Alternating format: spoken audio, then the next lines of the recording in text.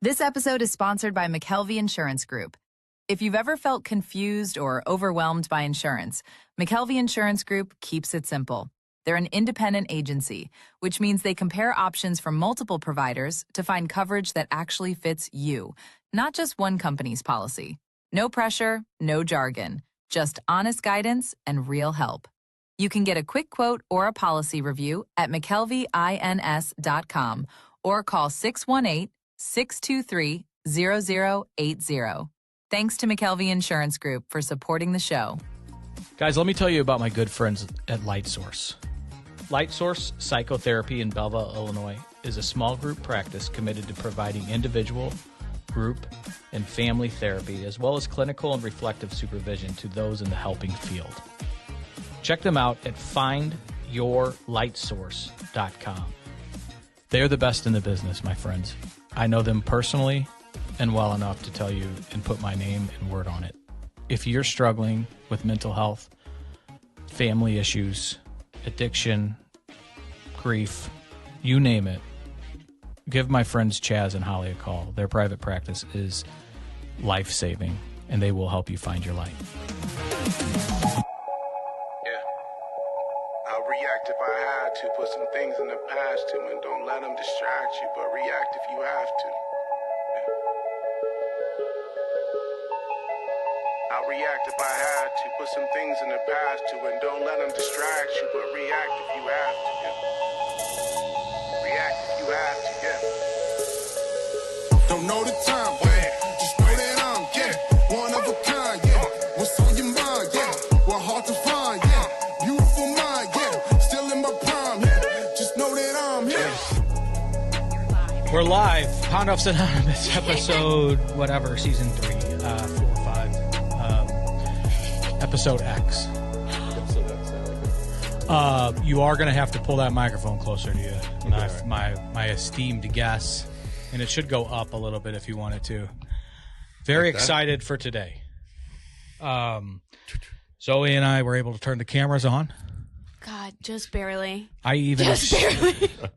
I was even able to swap out a micro SD card.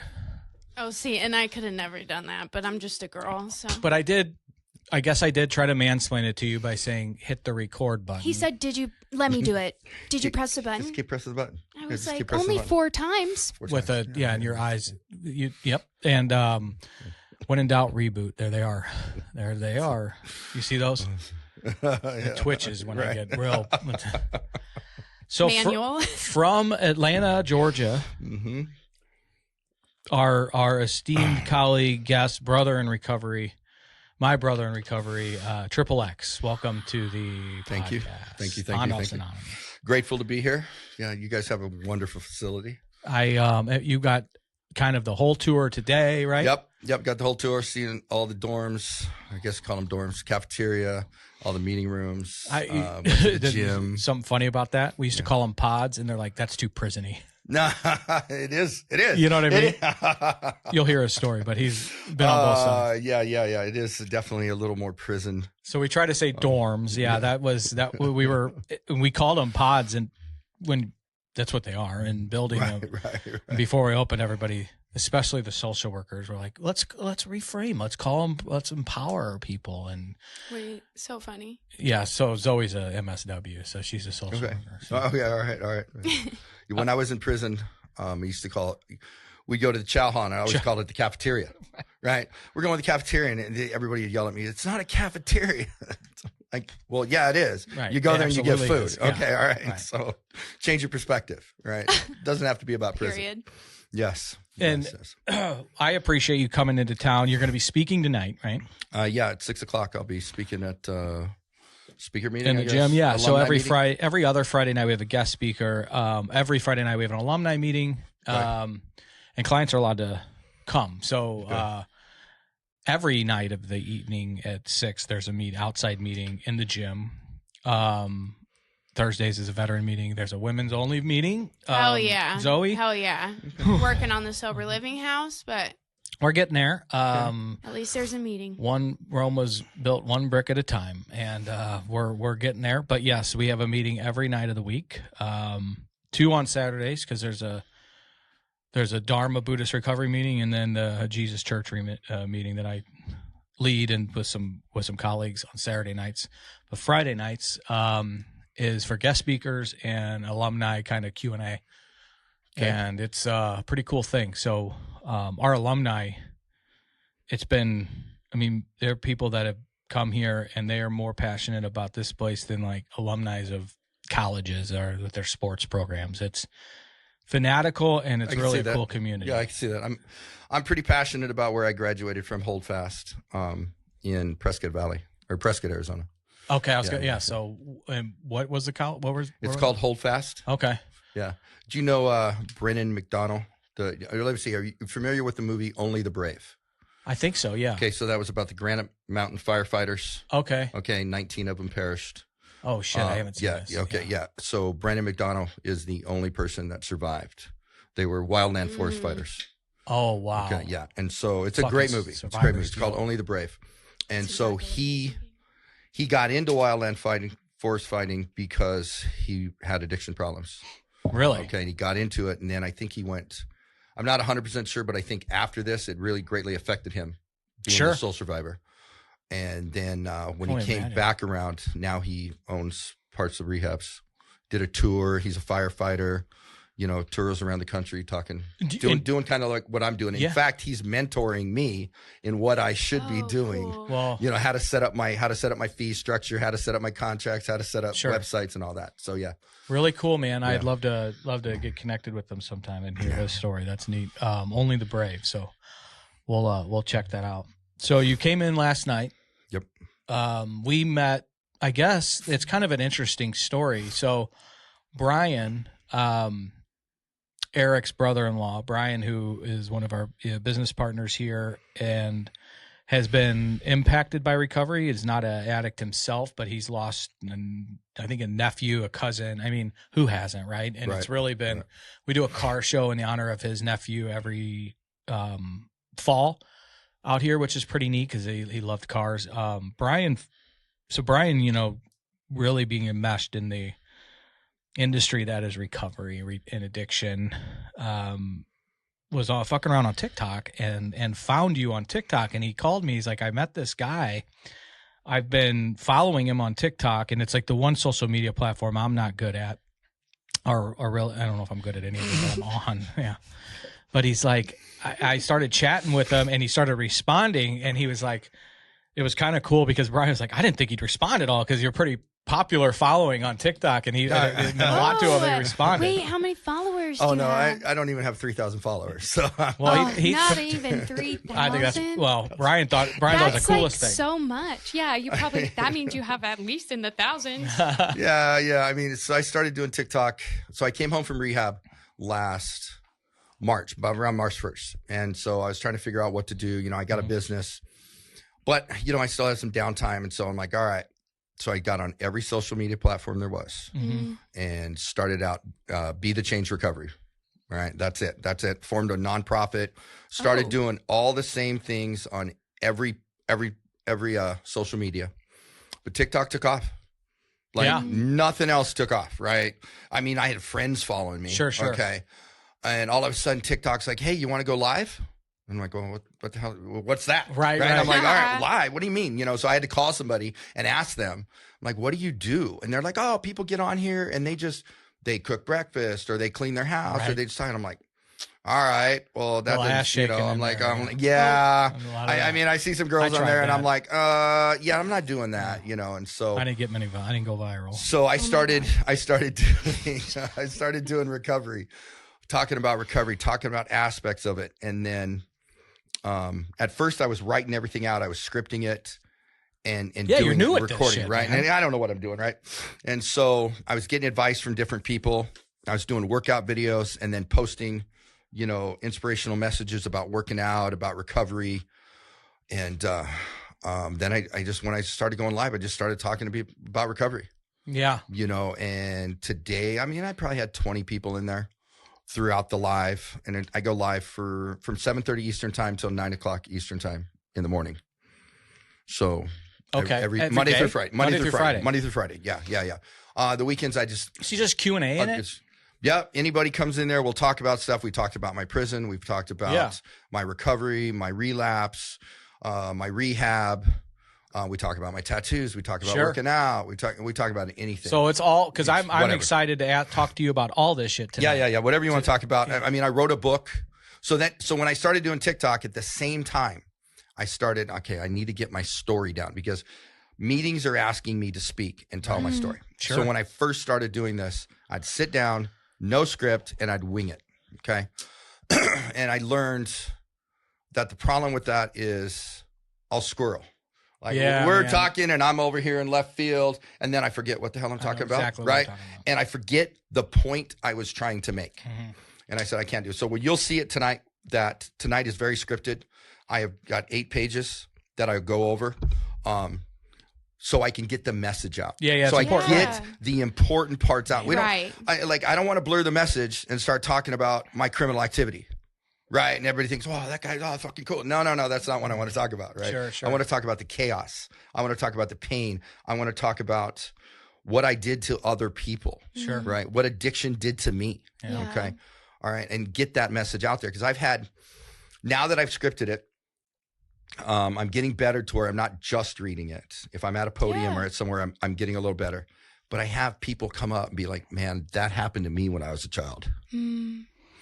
Doesn't that fucking stop you in your tracks every time and never get old? Yeah. Sorry. So my last time I told my story, I was in Cottonwood, and I'd been going to these meetings when I was in rehab, and I was going to the meetings and stuff. And so they're like, hey, we want you to come in and tell a story. I'm like, all right. And I'd been to a speaker meeting. They have a speaker meeting every Saturday night, and it was okay. It was all right, So when I got done, everybody stood up and started clapping, right? And I'm like, holy shit, I don't know what to do, right? I'm like, all right, okay. And so I got done with my share. Then I said, hey, I want to read a portion of my book, if you guys don't mind, right? And so then they sat down, and then they stood up and clapped again, and I was like, wow, okay, all right, that was so humbling. Right? Sure. You know what I mean? I mean, it was really interesting. And it's hard to almost receive it. Right? Yeah, I didn't know what to do. I hands down didn't know what to do because most of the time you share at a meeting and some people clap, some people come over, but this was really it was inspiring. It was really crazy. I loved it. Okay. So then I reached out to the guy like afterwards that got me in there, and I said, hey, I hope everything was good. I hope you got good feedback. Let me know. I don't hear nothing. So I'm like, all right, well, maybe I screwed this up. Oh, boy. Okay, all right. Okay, whatever. Need some validation here that I'm not fucking... Well, I just, it's like, listen, I'll take any criticism, whether it's good or bad, because... Yeah, but nothing is hard, right? Nothing is hard, right. If I suck, come tell me I suck. All right, look, you're terrible at this. Stop doing this, all right? Or change, right? Sure. They tell people about my book. If you read my book and you don't think I should ever write another book, tell me, okay? Like, just be honest. I can take it, trust me. And so... Turns out the guy just is a chronic not paying his phone bill. I guess, got it. Right? So, genetic? No, he's in recovery. Well, right. So I get it. We sometimes I get it. His phone's constantly getting shut off, right? And so when I went to the meeting 2-3 days later, everybody was. She's like, did you hear what she said? She should try that. What? Turn your phone off? She's horrible responding to text. No, that's okay. Got to have boundaries. It's okay to have boundaries. Okay. All right. Yes. It's okay to have boundaries. Okay. Yeah, I noticed you have boundaries too, because one day we were trying to get a call at, and you're like, I can't talk after 7. Like there was. There was something about. No, 7 o'clock I go to bed. I appreciate you. Like 7, I shut it down at 7. 7 o'clock I go to bed to spend an hour with my wife, and then go to sleep at 8.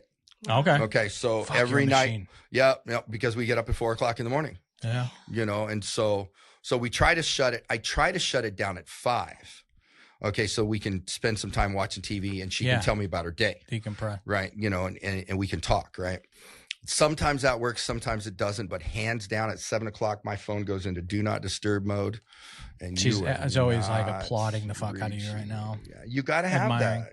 Mine turns on automatically at 7 a.m. after my alarm goes off at 6:50. Yeah. Mine comes on back at 4:15 when I get up at 4:15. It comes on. Yeah. But it's 4:15 on the East Coast. Most of my people are on the West Coast. There ain't nobody calling me at 2:15 in the morning, right? And so Or 3 hour difference. Dude, sometimes it's 2, sometimes I'm used it's to 3. Central, right? Because you got mountain in there, Right. especially Arizona. But I always St. Louis, LA's 2 behind us, and Yeah. And so, and then Atlanta's I'm very picky in the morning when I get up. What I look at my phone, I'll look at all the texts that I got. Okay, Oh. I'll respond real quick. triggering. Yeah, really. but I mean, I mean, don't you get- sound like you have your shit together, so Yeah, I I mean, respect that. Yeah, because I got to get up and I got to eat at 4:15, and then I got to be in the gym at 5. So I got to get up and I drink a protein shake, but I got to put food in my body. Then I'll check my message, check this, take my meds, shave, brush my teeth, get ready, get out the door to the gym, right? And pretty much it's nice because nobody disturbs. Now, if I was getting more disturbed, I'd just turn the phone on later. Let me ask you this: were you this structured during active addiction? During active addiction, no, I'm not very structured at all. When I'm actively using, You said the word chaos, and that's kind of how my life was hands down until chaos. sobriety. Hands down chaos. So and structure helps combat that fucking chaos. It does. I need structure. Okay. I need structure. When I don't have structure, I'm inside my mind. And in the past, okay, not so much now. And I attribute that to dealing with my childhood trauma. Okay. So in the past, I didn't try anything till I was 19. Okay. Alcohol or drugs? No, I drank. Okay. I drank in high school, but Sure. I probably started drinking at maybe 15. Okay. Going to my uncle's parties. Yeah. He lived right next door, so I just went through the backyard. And you grew to up his in the house. Southwest, not Atlanta, right? I grew up in Arizona. Okay. Yeah, and so I didn't know a single person that did drugs. I might know some people that smoked weed. Okay. Sure. That's not my thing. But I didn't know anybody that did drugs, and I barely knew. I mean, we're in high school, so we drank in high school. Without aging you, but it's part of the story here. I'm 59. Okay, so what high school graduate? Trevor Brown High School, graduated 85. 85. Okay. Top 1% of the state. Had a 4-year scholarship to ASU for nuclear engineering. Oh my God, look at him go. So, Fuck. Yeah. So I was my freshman year. I just got to tell you, I mean, to stereotype you a little bit, Flex, you don't look like a fucking nuclear engineer. No. No. That's why I tell everybody, don't let the tattoos fool you. Yeah. I have education. Well, you talk, degrees. you're very articulate, obviously. You wrote a book. I mean, you're not a dumb fuck, but yeah, nuclear engineers on one end of the spectrum. Yeah, but I did go back to school and get an engineering degree. Damn. And then I got a master's, and then I got a master's in business. So yes, so I have degrees. He got degrees. I do, and that's another part. So let's see, what was I saying? So you're 19 and 19, and you don't know anybody that's doing hard shit. You're I've at been ASU? drinking, but no. Yeah. So I drink, Party okay, school. but I rolled my truck drunk in '85, leaving a high school football game after I graduated high school, and I got a speeding ticket. Didn't get a DUI. And you rolled the truck? Oh yeah, rolled the you were truck. drinking? Shit faced drunk. Going to buy more beer. Right. Because we needed it, right? Okay. So me and a friend are in my 4x4. It's lifted. It's jacked up. Fucking You guys walk away? 39-inch mixy. So yeah, it just kind of. Hell, the truck only did 55 miles an hour because the damn tires are so big. It didn't go fast. It just slid one way and then turned another way and grabbed and just kind of flipped over. Yeah. And the CD, I remember I had one of the first CD players ever out in a car in my truck. I had a badass stereo in my truck. And CDs were everything's brand quiet. new in 85. Everything's quiet. Like the truck rolls, boom, my friend's yelling, "Get the fuck off me," because I'm laying on top of him. And then all of a sudden the music blares back on, because the CD, back then the CD skipped. That's right. I remember my old man got pulled over, wasted on the way to driving from here to Lake of the Ozarks for a golf tournament. Cop said, "You know how fucking fast you're going?" He's like, "No." And he's like, 60? He's like, 120. He goes, "Bullshit." Because the speedometer sticks at 80. It didn't go farther, but if you can go faster. Yeah. But I know people, and I know a girl that comes to mind that rolled a Jeep drunk, and they said she survived because she was shit-faced, because your body gets... Yeah, we didn't have back then. I mean, we didn't wear They say that, it sounds seatbelts. horrible, like it doesn't give you a reason to go. But there's something about being that drunk that you are Go limp. and your body doesn't fucking tense up and crack as much. I have Just don't drink and drive. no, hands down, I don't. So a good friend of mine 3 weeks ago today, actually my bunkie in rehab, my brother in rehab. This will be hard to get through. Okay, so he made a bad decision 3 weeks ago Friday, and got drunk. Okay, didn't call anybody. I mean, he'd been making bad decisions this week, and he got in his side-by-side and drove it home from work and rolled it 7 to 10 times. They don't know exactly the count. Thrown from the vehicle 150 feet, and he's been in the hospital. I did see a picture of him this week with his eyes open. Amen, man. Fuck, I did not think you were going there with this story. I'm bracing for it. Yeah, well, I mean, he's still got a long road ahead of Sure. him. Long road ahead of him. He went in the hospital. He was the only person that could outlift me in rehab. He's a tough motherfucker. Then. He's half my age. I mean, he's 33. He's a big boy. That's a prison lingo too. My bunkie. My bunkie. Yeah. But we were. He had the top bunk. I had the bottom bunk in this room, and we have the same sponsor. And I literally talked to him 8 days before this accident, and everything was going good. Everything was fine. We're talking about taking side-by-sides up to my cabin. I'm moving to Prescott, all this shit. And so now he's watching him, all tubes coming out of every orifice of his body. He's going through shit, and his life has changed. His life, his family's life. Absolutely. Everything has changed because he's got at least a year recovery just for making that bad decision. That's how and that's probably not to get back to 100%. No. So at this point, they're still not knowing because his jaw's broken. Okay, so he has 3 facial fractures. His jaw's broken. 3 skull fractures, 7 ribs broken in both the front and the back, clavicle broken, internal problems that he got fixed. So they don't know. It's too early where he's going to be. Well, we'll pray for him, man. That's fucked up. I'll tell you, it's that thing that, and we'll bounce around here on this podcast. But we'll bounce around. Hearing that, and I don't know, you probably feel the same way. Like I always feel like one of the lucky ones has been able to make this stick, and I know. And it's because of that I can't stop doing this. I can't stop serving in this community because I'm one of the fucking lucky ones, man. This disease does not fucking let up. Yeah, addiction doesn't care about your social status. It doesn't care about your religion. Doesn't care who you fuck. It doesn't care about your money. Doesn't care about how you identify as sexually. All right, it doesn't care about anything. Sound familiar? All right, yeah. It just takes over. That's one of our. So we have a recovery community. Has always been a big part of. Not an addict, her child of a father's alcoholic and affected her life pretty. But I'll let you tell your story in a little bit. But, one of our guiding lights is radical inclusion because the disease doesn't give a fuck who you are, it doesn't what care. color your skin is. Yeah. And we have to have a community that's the exact same, right? You got to fight it, and you said it. Exactly that. In fact, when we get to spend time here, you've seen it.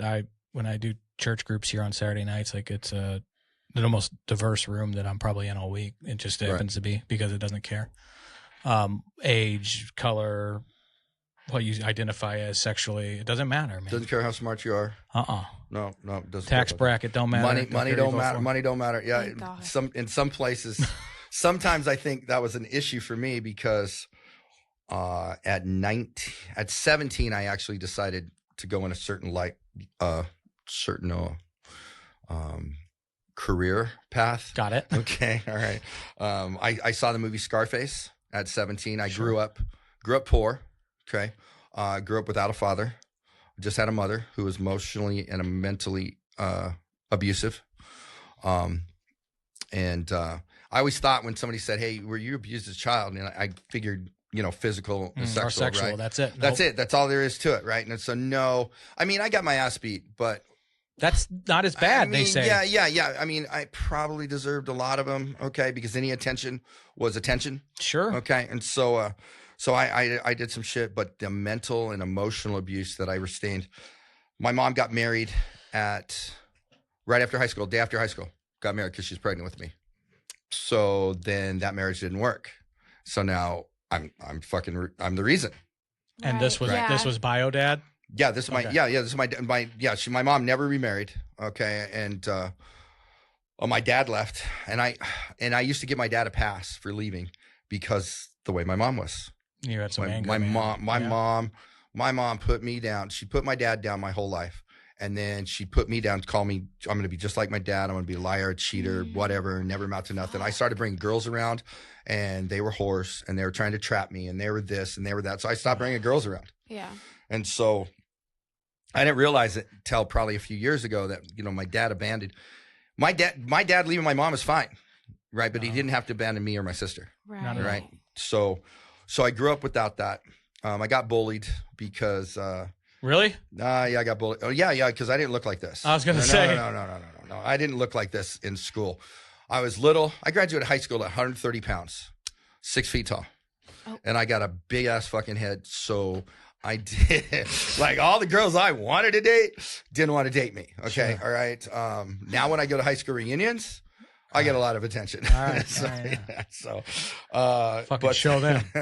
Shooting fish in a barrel, baby. Right, so one of the things you just said, though, this should happen. You said just a couple of years ago, and you started healing your journey on the from this stuff. That's a long fucking time of not. Yes. So doing the math. The drugs are not my problem. Okay, they were the solution to my childhood. Okay, so when the drugs came, you'll hear this tonight at the story. But when I was introduced to drugs at 19, okay, and I took that first drug, man, it was like my life changed. The voices stopped in my head. It was like I was sitting back at my grandparents' table, having a good time, and it lasted that way. It lasted that way. Uppers, downers. What was your DOC? Cocaine. I don't. Yeah. Well, you said Scarface, so I was guessing it was blow. So yeah, it was the 80s. Okay, sure. It was the 80s. I didn't even try smoking weed until I was like 20. I always 21. hated weed. I hated it. All it do is put me in a corner, make me paranoid as fuck. A little hungry. Yep. Like I just shut down completely. Fucking too much Del Taco out there on the West Coast. You know what? I don't even. I'm like I can't do anything. I'm just paranoid. Horrible. Right? So, but when I tried coke. And the only reason I'll talk about my DOC on this and talk about my shit. I don't talk about it when I tell my story because I don't want to blur the message, right? I don't want someone to look at me and be like, "Oh, I'm not as bad as that guy. I don't need help." And that's real quick on that one. I was used in this town as the barometer on if somebody was an alcoholic or not. When I went to treatment, they were like, "Well, how much were you?" They would call, "How much were you drinking?" And I answered it. And then I'm like, finally I got to the point, I was like, I'm not going to tell you because I know what you're going to do. You're going to justify your drinking because you weren't drinking a gallon jug of whiskey a day. Right. But I will. So I'm going to tell you this. I was not as acutely as dangerous of an alcoholic as you are that binge drinks 3 nights of the week and blacks out drunk and gets behind the wheel because I'm waking up in the morning drinking.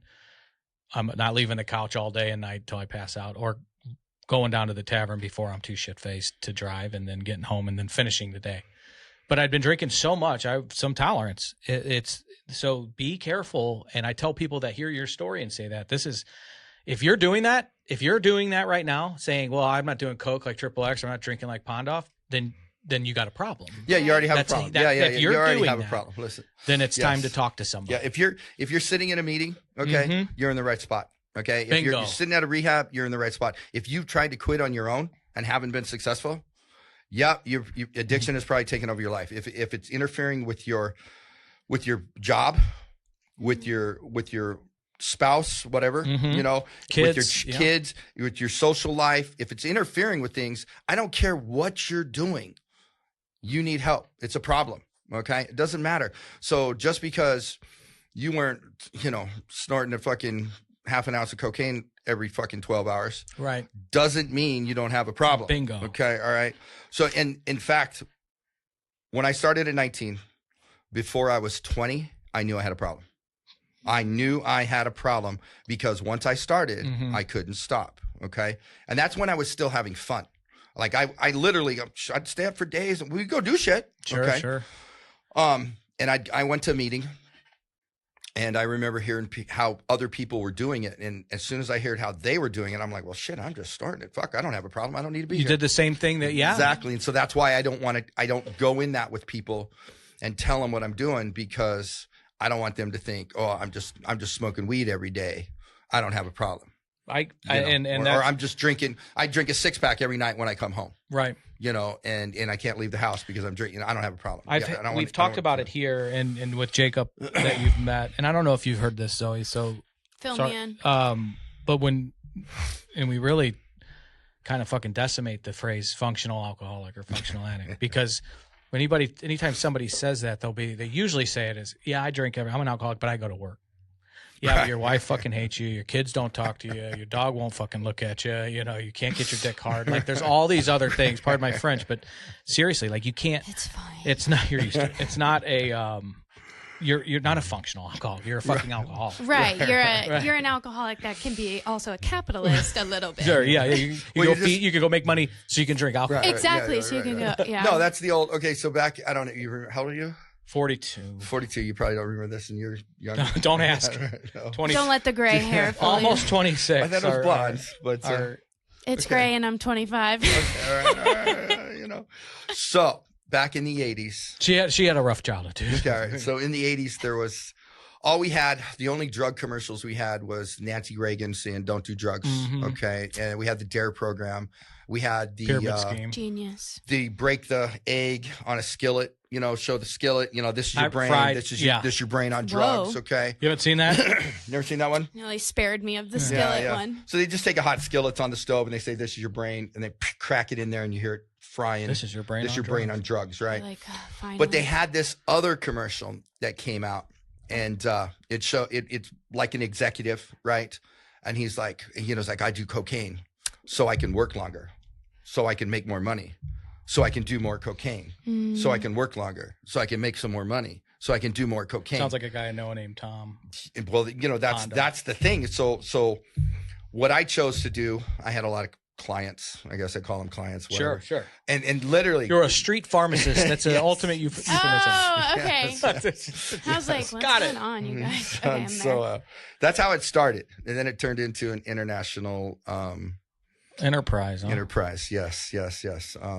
But I had construction workers that come over on Friday night, boom, boom, boom, Sure. that are going to work on Saturday, and they stay up all night Friday night, and then go into Saturday, and then come over after work Saturday, and just go down the road, And, but that's a cycle. I'm thinking of some roofers I know that big fucking ice heads and Yeah, meth. yeah. That came later for me. Coke wasn't doing it. So I knew I had a problem. Mm-hmm. And so my solution to my problem was, well, if I sell more, I can do more, right? The capitalist. As Right. we- Oh, yeah, hands down. I'm a capitalist, hands down. Can So- I ask a Yeah, go ahead. Please. I already forgot it because you talked about capitalism. Literally, all you had to do was say capitalism. Keep going. So I just. Oh, I'm so sorry. I That's remember. you remembered it. Okay, when you referred to I knew I had a problem, and then your solution was like work more, do more. So what do you think was like the problem? Like So okay, I knew. not air drugs- quotes like it wasn't, but Yeah, like, I knew cocaine was a problem. Okay. Okay. I'm doing cocaine, and I know it's a fucking problem because how I started was I started on my 19th birthday, had a great time. My boss gave me a vial right before I was taking a shower to go out Damn. because I was 19, so we were going to the bar. Now, the drinking age turned to 21 on January 1st. I turned 19 on January 21st. Had it been a year earlier, I'd have been grandfathered in, and I'd have been allowed. Oh, to you drink. got screwed. Right. So I by 3 weeks I couldn't drink. Right. But I had fake ID. Sure. Okay. Yeah. Yeah. All right. And so we're going to the bar. All right. And so right before he's like, come over to my house, get ready after work at my house, and we'll go to the bar. So he hands me this vial. So I go in the bathroom, I look at it, and I almost didn't do it, but I did it. Just took a little bit, and I was like, wow. So the night was great, had a good time.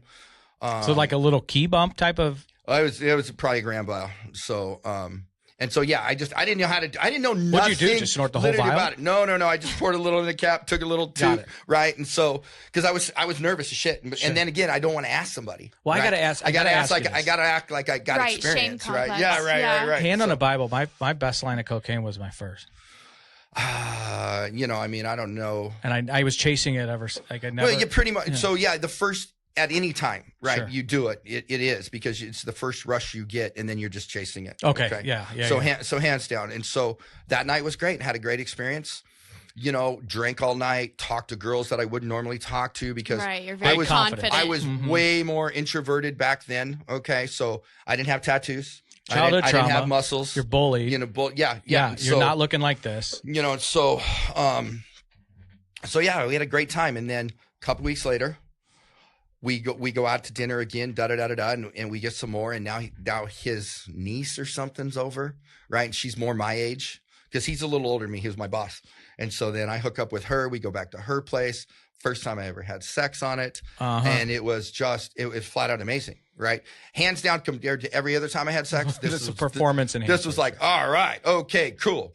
And so I can last. I was like, oh my God, like all night long. It doesn't matter. You're never tired. This thing. Right? So, Damn. Who are you, Don? right. Yes, hands down, you know. New best friend. But that doesn't last either, right? Okay. No, it doesn't. Because about 6 months in, now nothing works when you're doing it. Right? Now it's like, this is a new. I've learned a lot about this world on this podcast, but that's a new part of it, which like also makes sense for the addiction, like intense dopamine, even more. Like, it just dumps all that dopamine in your body, and then the chemical reaction you get when you snort a line of cocaine is just like the chemical reaction you get when you have an orgasm.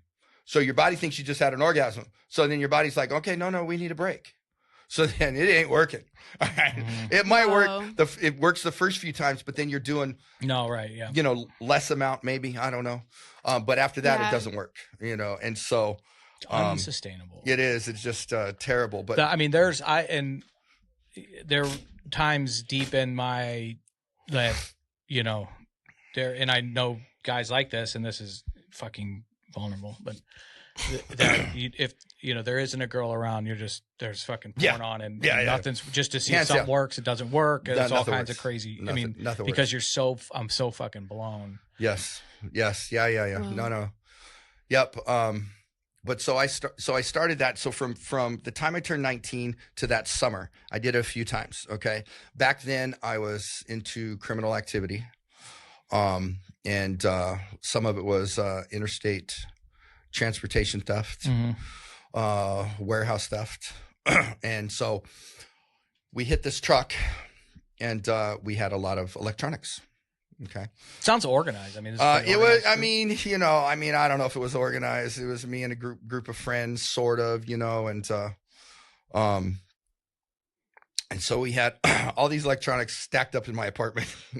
TV. Back then, TVs are big. Yeah, right. Like, yeah. TVs are fucking big. Heavy as 19-inch TV sold for $200 at Walgreens. Zoe's never watched a TV on like these things with the big ass on there, all these guts. They're heavy. Fucking big ass remote, right? If you could get a remote control TV like in tablets aren't that heavy. I'm screaming. I'm not an 1986. You know, I mean, they're a few $100s still, and so I had a bunch of those. Had a bunch of crap and. You can only sell so many TVs to your friends and family, right? even at 50% discount, right? And so I met this guy, and he came over and bought it all, right? He was a cop? No, he wasn't a cop. No. I didn't get in trouble until I was 37. Whoa. Yeah, so he came over, bought it all, and then he said, "Hey, listen, if you ever want to fucking make some real money, hit me up," right? And I kind of knew what he did, and so now I have a connection. Right? Yeah. So I still got Scarface now in the back of my mind, right? And I was like, but I don't know. Like I know somebody that I can get some blow from, right? But you don't make any money that way. You need to make money selling it. And then I need way more of it, way more than a quarter ounce, right? And, you know, and so this guy now I have a solution, okay? And then I knew some people in the neighborhood. I had a driver's license back then, and so. They'd pay me to drive them around while they went around and hustled so they could call their dope man at night, and they freebased. Okay? Oh, fuck. All right. And so it's smoking crack. Oh, shit. But back then in the 80s, in Arizona, it wasn't crack hadn't hit yet, right? Yeah. It was basically cooking coke. You just take your own coke and you make up your own crack. Okay. All right. Okay. So, obviously. Yeah. And so, yeah. Well, I remember watching it like started, maybe not started, but it was like Detroit was like where it was really big at first because the crack epidemic. So I give you some advice, some things on that. So I know some people from, I know some famous people. I don't want to say. I mean, they've passed, but I used to go to Compton to. Oh, my wife was a social worker in Compton. So yeah, Full and circle. so believe it or not, the CIA used to bring drugs into the country. Crazy, right? Right. So cocaine was a big thing during the which war? Contra War? No. War on drugs? What is that country? Starts with an N. Nicaragua. Yes. Okay, Oh. so Central we America. were trying to fight communism in Nicaragua, but the CIA didn't have any money. So the CIA got cocaine, brought it in the United States, sold it. To who? To the people in Compton. The hood. Oh, shit. Yes. Okay. And then they took that money and they bought weapons and gave it to Nicaragua so they could fight the communists. It's a big thing. It's publicized. It's everybody knows about it, right? Wow. And so It's like the crack in Harlem. that's where crack hit LA, crack hit it hard. Because you sell coke, but you can only sell so much coke, right? Okay. And your nose is going to get hurt. You're wrong, but smoking it, that's another story. That's a whole nother level about the amount you can do. So we had Kristen Wow. Casey on the podcast, was talking about that. She went from coke to graduating to freebasing and crack, and she was Joe Walsh from the Eagles' girlfriend. Oh, okay. Yeah. All right. Yeah. So and she's now clean and sober and going on. She's a really great gal, and she was talking about how LA girl that started in Texas, but then was out there because of the Eagles connection and shit like that. So she, that's when. There's some funny memes out there. It's like, it's okay to do coke, but if you start freebasing, then you got a problem. And it's yeah, hands down. You definitely, that's Richard Pryor's thing, right? Yeah. Okay, and so Richard Pryor's joke was, like, all the dealers cut him off. Nobody would sell him cocaine because he's slowly unalive or killing himself. Right. I think I'm on TikTok. So yeah. So you can't. Well, no, that's important. Say that. Tell why, because you told me, you educated me on the phone that. If you say certain words on TikTok... if I say, like I talk about my suicide attempt, and I can't talk about it on TikTok. You can't say the S word. Can't say that. I can't say sexual assault. I say SA. Yeah. Which, like... So, you just think... So when I first I think it adds to the stigma, but so when I thought first got on TikTok, they thought I was promoting drugs, right? So they would shut my lives off, and then I'd have to appeal it. And then somebody'd have to go in and really listen to what I say, because all they're listening for is words. Right. Listen Because for that's words, what affects the algorithm, no? Right. And so they're like, boom, my life would get canceled. My life would get canceled. Every single appeal I've won. Every time I've had to appeal, anything gets shut down, I won. Because they thought I was promoting drug. I'm talking about being in prison, and they thought I was promoting that lifestyle. I'm like, are you freaking kidding me? Look at everything I do. They're not listening. It's just the red flag word. Just talking about my story. Yes. And so, but like I was saying about Richard Pryor, was there's a joke that nobody would sell him any coke, and he'd be like, "Come on, man, I'm just gonna get high today. Just need a little bit." And he goes, "How much you need?" A kilo. Right. Yeah, because when you're smoking, you don't buy an ounce, right? You buy a kilo. When your drug dealer, for those of you listening, when your drug dealer cuts you off, you may have a problem. Yes. I think I've cut some people off in the past. Yes. Right, and it's like, dude, you have a problem. Yeah, right. Go get some help. Yeah. I don't want your business anymore because I actually got a heart. You're a liability. Yeah. You are a liability.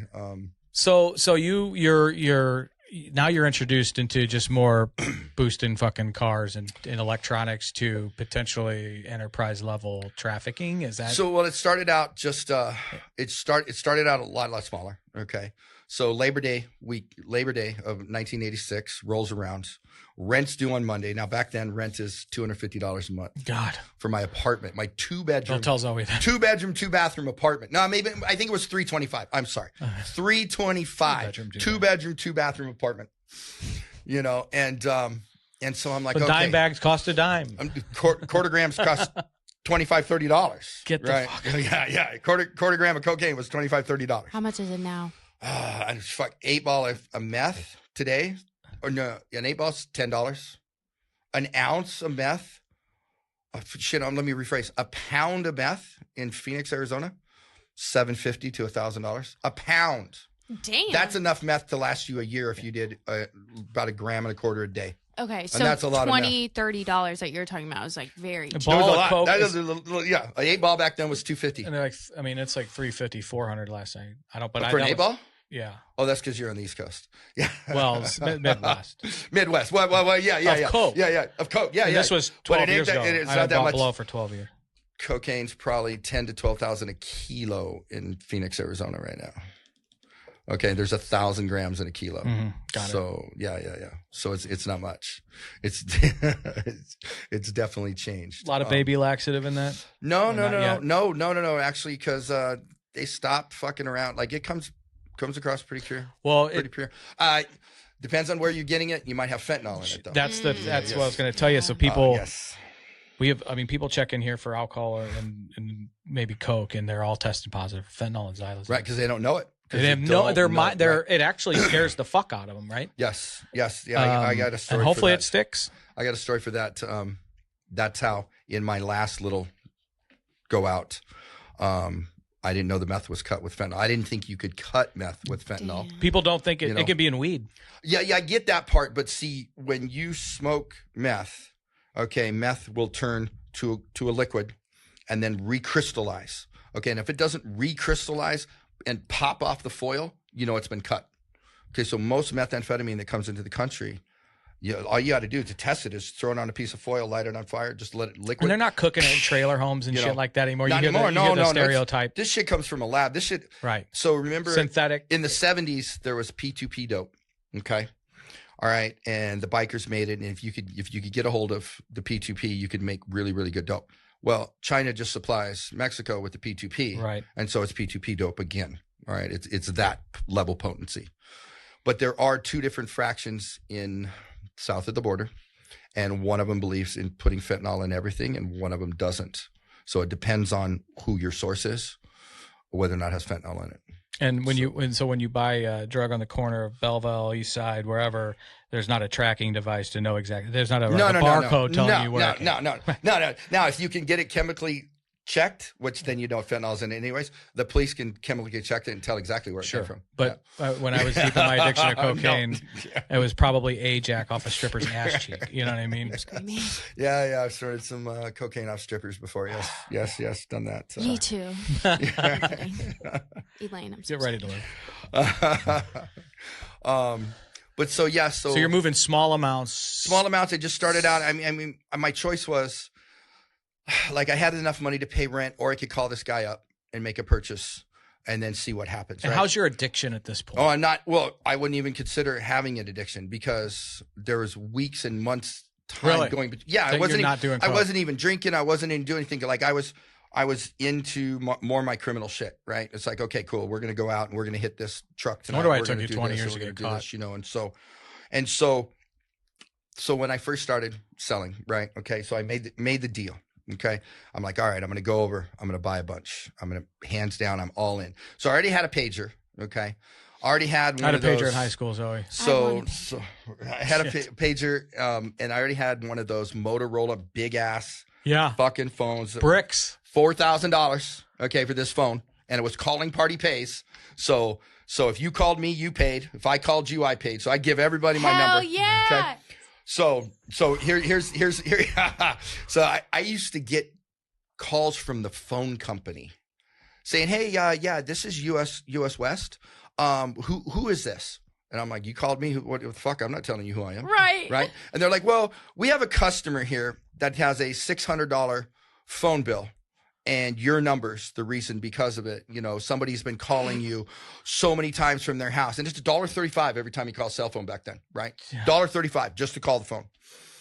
And I'm like, hey, lady, I don't know what to tell you. I got a window tinting shop. I mean, I get calls from all over the place. And they wanted me to stop giving out my phone number. I'm like, wait, what? I'm like, wait, stop giving out now it's my fault people are calling me? I'm like, no.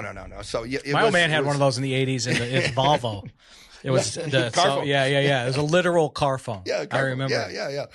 And so anyway, so I make the purchase, I buy the shit, and so I tell myself, okay, I'm only going to do it once a month. I'm only going to start it once a month. Boundaries. Right? So boundaries, right? So that lasted September, okay, and then by October, it was every other weekend. Okay, all right. So I think that lasted October. Got it. So then in November, now it's just on the weekends. Sure. Okay, we're just doing it on the weekends. I'm starting to familiar. This is Yeah. By December, this is when I realized I had a problem. Once I started, I didn't stop.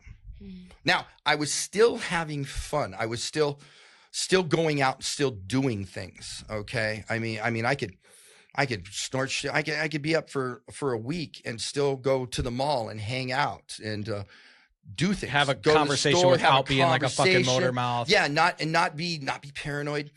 So when that switch happened, okay, now I already knew like I couldn't stop, right? And so what I did to stop was I drank tequila, Jose Cuervo, right? So as soon as I brings you down a little bit. Yeah, man. As soon as I wanted to stop snorting, I just started slamming tequila, and then the tequila would take over, and I'd pass out, and then wake up, in 12, 24, whatever, and then I'd have days of sobriety, okay, whatever, and then I'd just start all over, okay.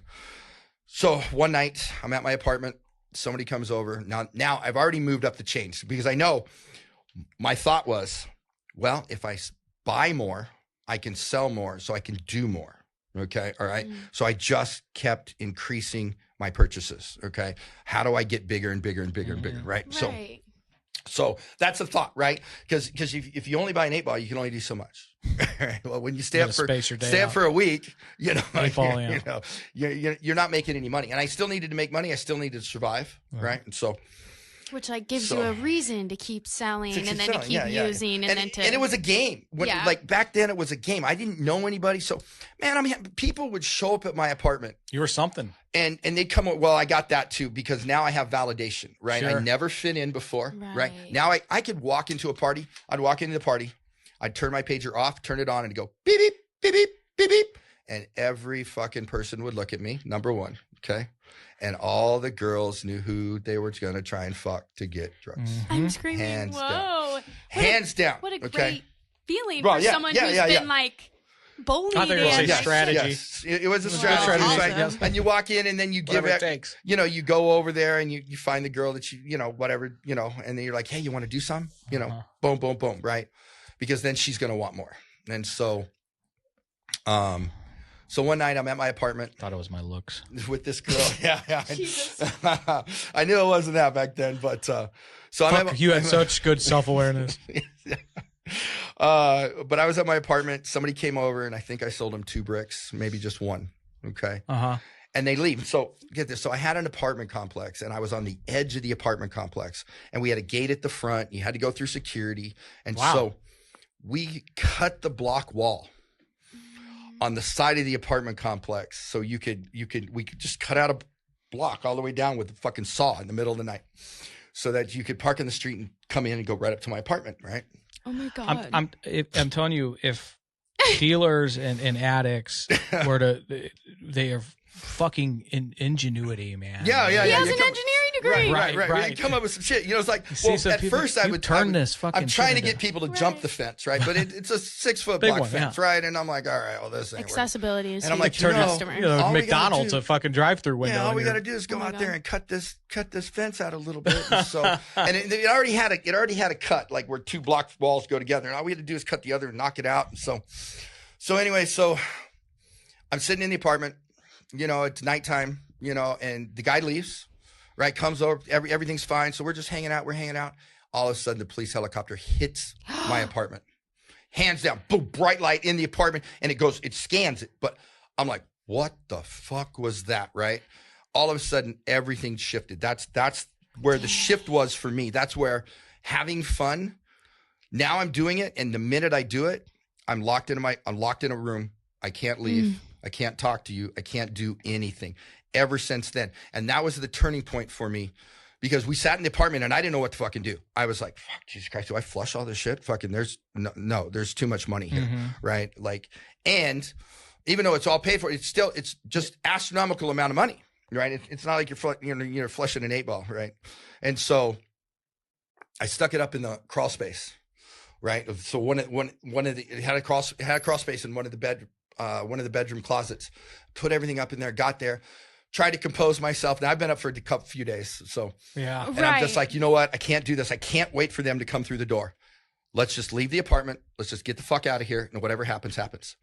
So as I'm opening the door, boom, cops with dogs go running by, but they just kept running by. Oh my God. I'm like, okay, all right. Okay. All right, cool. Fucking movie scene. So I walk out, we go downstairs. I'm upstairs. We go downstairs. We go over to another apartment in the complex. I walk in there.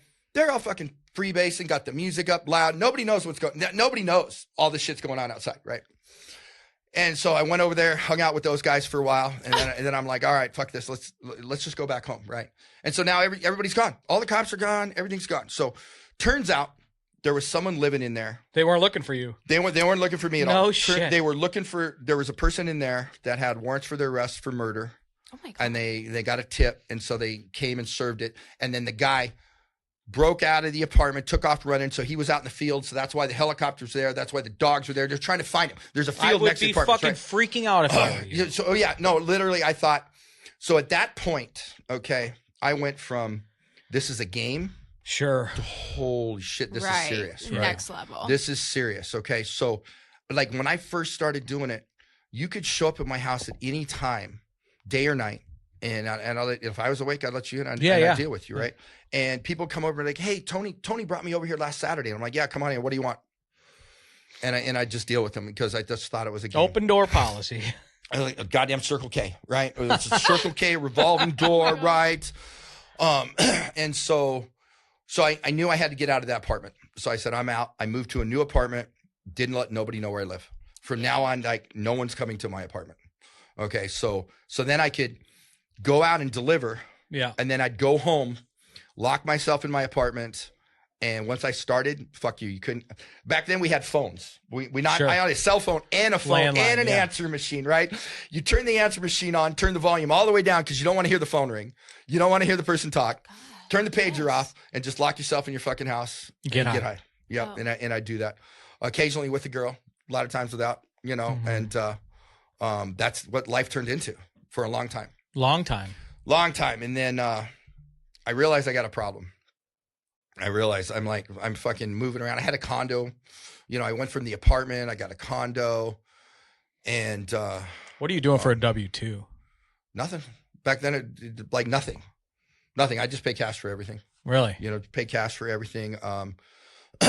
Because that's a red flag. Check this. My credit was amazing. Okay, so in high school, I bought a truck for $7,000, and it was a Toyota, and it was lifted, and I worked at Church's Fried Chicken, and I was borrowing money from Church's without them knowing. Got it. Okay, and so I paid my truck off. I'm working 60 hours a week in high school. I'm bringing home $260, $270 a week. Okay, so my truck payment's $185. My insurance payment is $35 or $40 a month. So bam, one check pays that. Now I got 3 fucking checks plus all the other money I got, right? And so I pay my truck off in no time. So now I got fucking credit up the ass, man. When I got my new apartment, walked in and bought a canopy mirrored waterbed. Oh my right? God. No money down. No money to sign. Boom. Walked into Levitt's Furniture, bought furniture, no money down.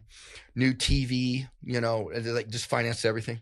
I'm paying it. I got great credit, and so, but I wasn't worried about a job. What did I tell fucking people back then? Oh, I was a band manager. Right. Right. You had to tell, because not just for IRS purposes, but for IRS purposes, you got to, people ask, what do you do? People ask that. What do you do? Everybody fucking knew it. So back then I had hair down the middle of my back. Okay. All right. Me too. Dyed it. I went over to my stepmom's house and she dyed it honey beige blonde. Okay. So, because my hair is a little blonde, little red. Right. But she dyed this pretty color blonde. And then most of the girls that I hung out with were all into the hair bands. Okay. So luckily there's no pictures of any I was going to say, we got to see pictures. No pictures of any of this, right? I'd have girls come over and tease my hair up, spike it all crazy like Poison. Sure. Right. Dye the ends black and shit like that. So, but yeah, and move forward. I just got tired of it. It was getting a little crazy. So I took a break and I went and lived with my uncle for a minute. But when I moved in with my uncle, somebody introduced me to methamphetamine. Right. And then so I was like, oh shit. What normally takes an ounce takes like $250,000. Mm-hmm. Right. And so back then it was the shit made in the bathtub. It was just blowing up garbage houses shit. Yeah. And so I can't buy fucking Aleve with pseudoephedrine without a rectal exam because of you guys cooking this shit in fucking stovetop. Now I wasn't. I never ever got into that. Take your ID. Yeah, I never got in. I never wanted to try that because everybody I saw that would go from purchasing to making, they never made any money. They'd spend all of their time trying to go get the 3 chemicals they needed. Right. Okay. And they'd spend all their time. And then if you fuck up one little thing in that process, you wasted all that shit. Now you're in debt to all those people. Okay. Or you spent all your money. And so I always thought I always thought it was better to. I told you I'm not a good cook. To be a capitalist. You buy it and you sell it. You buy it and you buy sell low, it. sell high. That's it. That's it. And then when you really move up the chain, the money's in transportation. Got it. So if you just transport it, so now I don't even have to sell it. Mm-hmm. Now I just have to drive it from point A to point B, or have it driven. Get it from point A to point B, and boom, and get paid. You don't even have to worry about selling it. So that's when you really make money. And but when I started with meth, takes your brain, doesn't it? It started that way. A family member got me onto it, and it started out a good thing. And then I met some people that. How do I say this? I met some people in Arizona, but they're mainly on the West Coast, maybe in California, and they ride motorcycles for a living. Got it. Right. So, and actually, I didn't meet them. I knew a friend that I was selling blow to. Right. Mm-hmm. And this guy had a gambling problem. Right. No, he had a cocaine problem too, but he had a gambling problem mostly. Right. I feel seen. And he'd go to the dog tracks. He was always fucking dogs are hard to gamble too, dude, man. He's always Horses trying are way to get easier. Me. He was always trying to get me to go in on whatever the fucking trifecta. Kim gets a bad batch of peanut butter. She's shitting all over the walls. You can't bet on her run. And so so we'd look at money, okay? And if you found a bill that had only odd numbers for serial number, he'd be like, okay, we're going to bet this on the trifecta, right? Like he thought it was a sign, right? Okay. And so, so this guy. That's a degenerate gambler. Right? Yeah. He comes to me one day and he says, hey, now he's older than I am. Okay. He's older, been around in the 70s, got all kinds of crazy pictures with certain people. Okay. Big, giant, huge bales of weed, and stuff like that. He did in the 60s and 70s. And here it is. It's in the late 80s. And he's like, hey, this guy is going to drop off 5 pounds. And he gave me a sample of methamphetamine. And I always call it speed. And I'm like, really? I go, how much? And he's like, 8,000 a pound. And I'm like, all right. He goes, I'm getting it for 75. I'll give it to you for 8. I said, okay, cool. So I figure it out, right? I'm like, okay, cool. I'm going to buy this. I'm going to sell it for this. I'm going to do this. I'm going to do this, right? So the deal comes through, he gets it. But then he gets smart. And he's like, oh, they only brought me 2 ounces. So instead of being $500 an ounce, now it's $850 an ounce, right? And well, I'm like, all right, well, fuck it. I already got people, right? I'm like, all right, give it to me. I'm like, I'd have it and it'd be gone in an hour. And I call him, you got any more? Maybe, let me see, and he slow played me. I knew right from the jump street, but what the fuck am I going to do? I needed it. Yeah. And I made money. So we go on about this. I don't know, he does it. He keeps re-up, like it just goes on, right? This 5 pounds never ends, right? 2 years later, okay, all right. 2 years later, he's getting evicted from his house. And I'm like, he calls me and he goes, hey, I need you to come over and help. His wife left him, right? And I'm giving him, all I'm giving him is an 8 ball of cocaine a day, which is a lot, but he'd smoke some and snort some and then go to the dog track. And I'm giving him money for all this other shit, right? And so I'm going up, okay, even paying these prices. I'm moving up in the world. I'm, getting ready to buy a house, and he's losing his house. I couldn't figure the fuck out. I'm like, what are you, I don't understand. Right. Like, what are you doing with the money that I'm giving you? You got to be making something, And so I never did figure it out. He went, lost his house, lost his wife. His wife left him. Dog tracks? No, she was that where it was going? I guess it had to been. Right. It like literally had to been. And that was my first experience with somebody that gambled like that. We talked about it a little bit on the show we recorded before this. Gambling addictions, I know people that have wrecked It's just a very process addiction. It's very similar to what like a GA meetings and we talk about it here. I don't think that the like insurance recovery world is really caught up to it. I don't know for a fact, but it's a real fucking thing, man. Oh no, hands down. So my former brother-in-law, okay, somebody I'd known since he's 9 years old. I married his sister.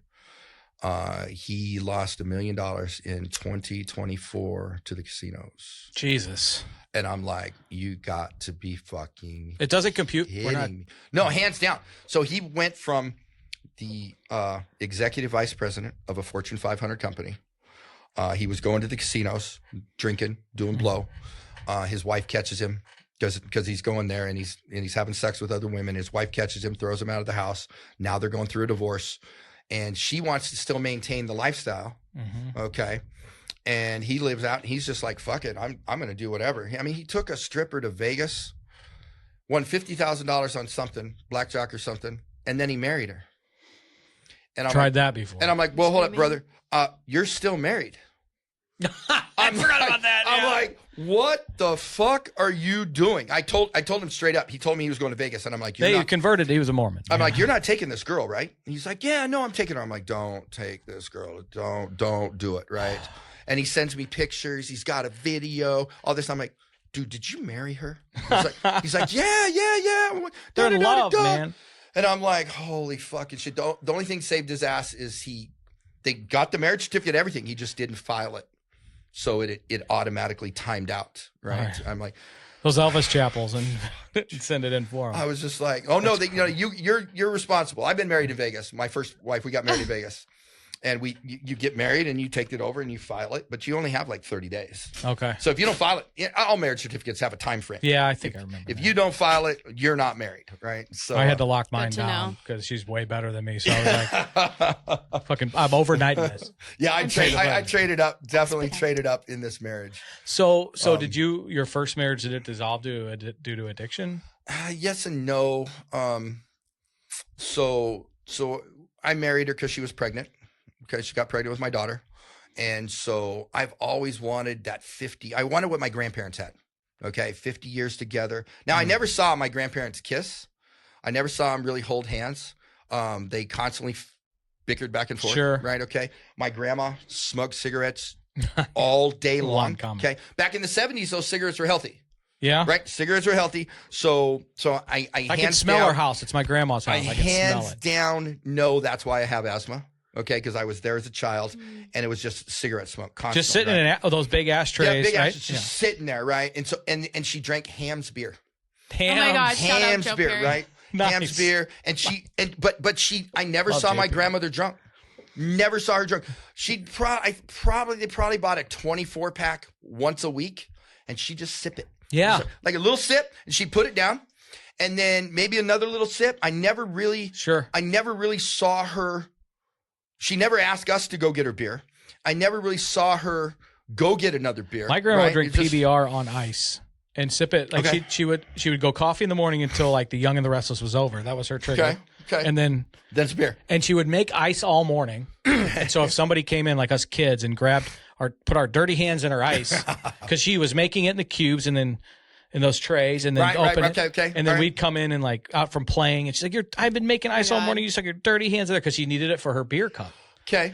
So she wasn't like falling over. She was and PBR. I mean, I never saw her drunk. But I knew she drank beer because we had to crush the beer can. Sure. Okay. Oh my God, in the garage. Yeah, like no.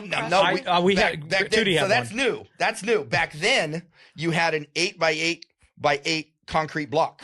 Nice. So you just picked it up, dropped it on, crashed it. Oh my gosh. And Zoe, that's the old mousetrap. Yeah, you wanted to crush it as small as you could. Right. Okay. So because the smaller you crush it, the more cans you can put in a bag. Bingo. Right. And so that's another part of my story too. The can. Were her Ham's beer cans like you had to have the old church key to open them?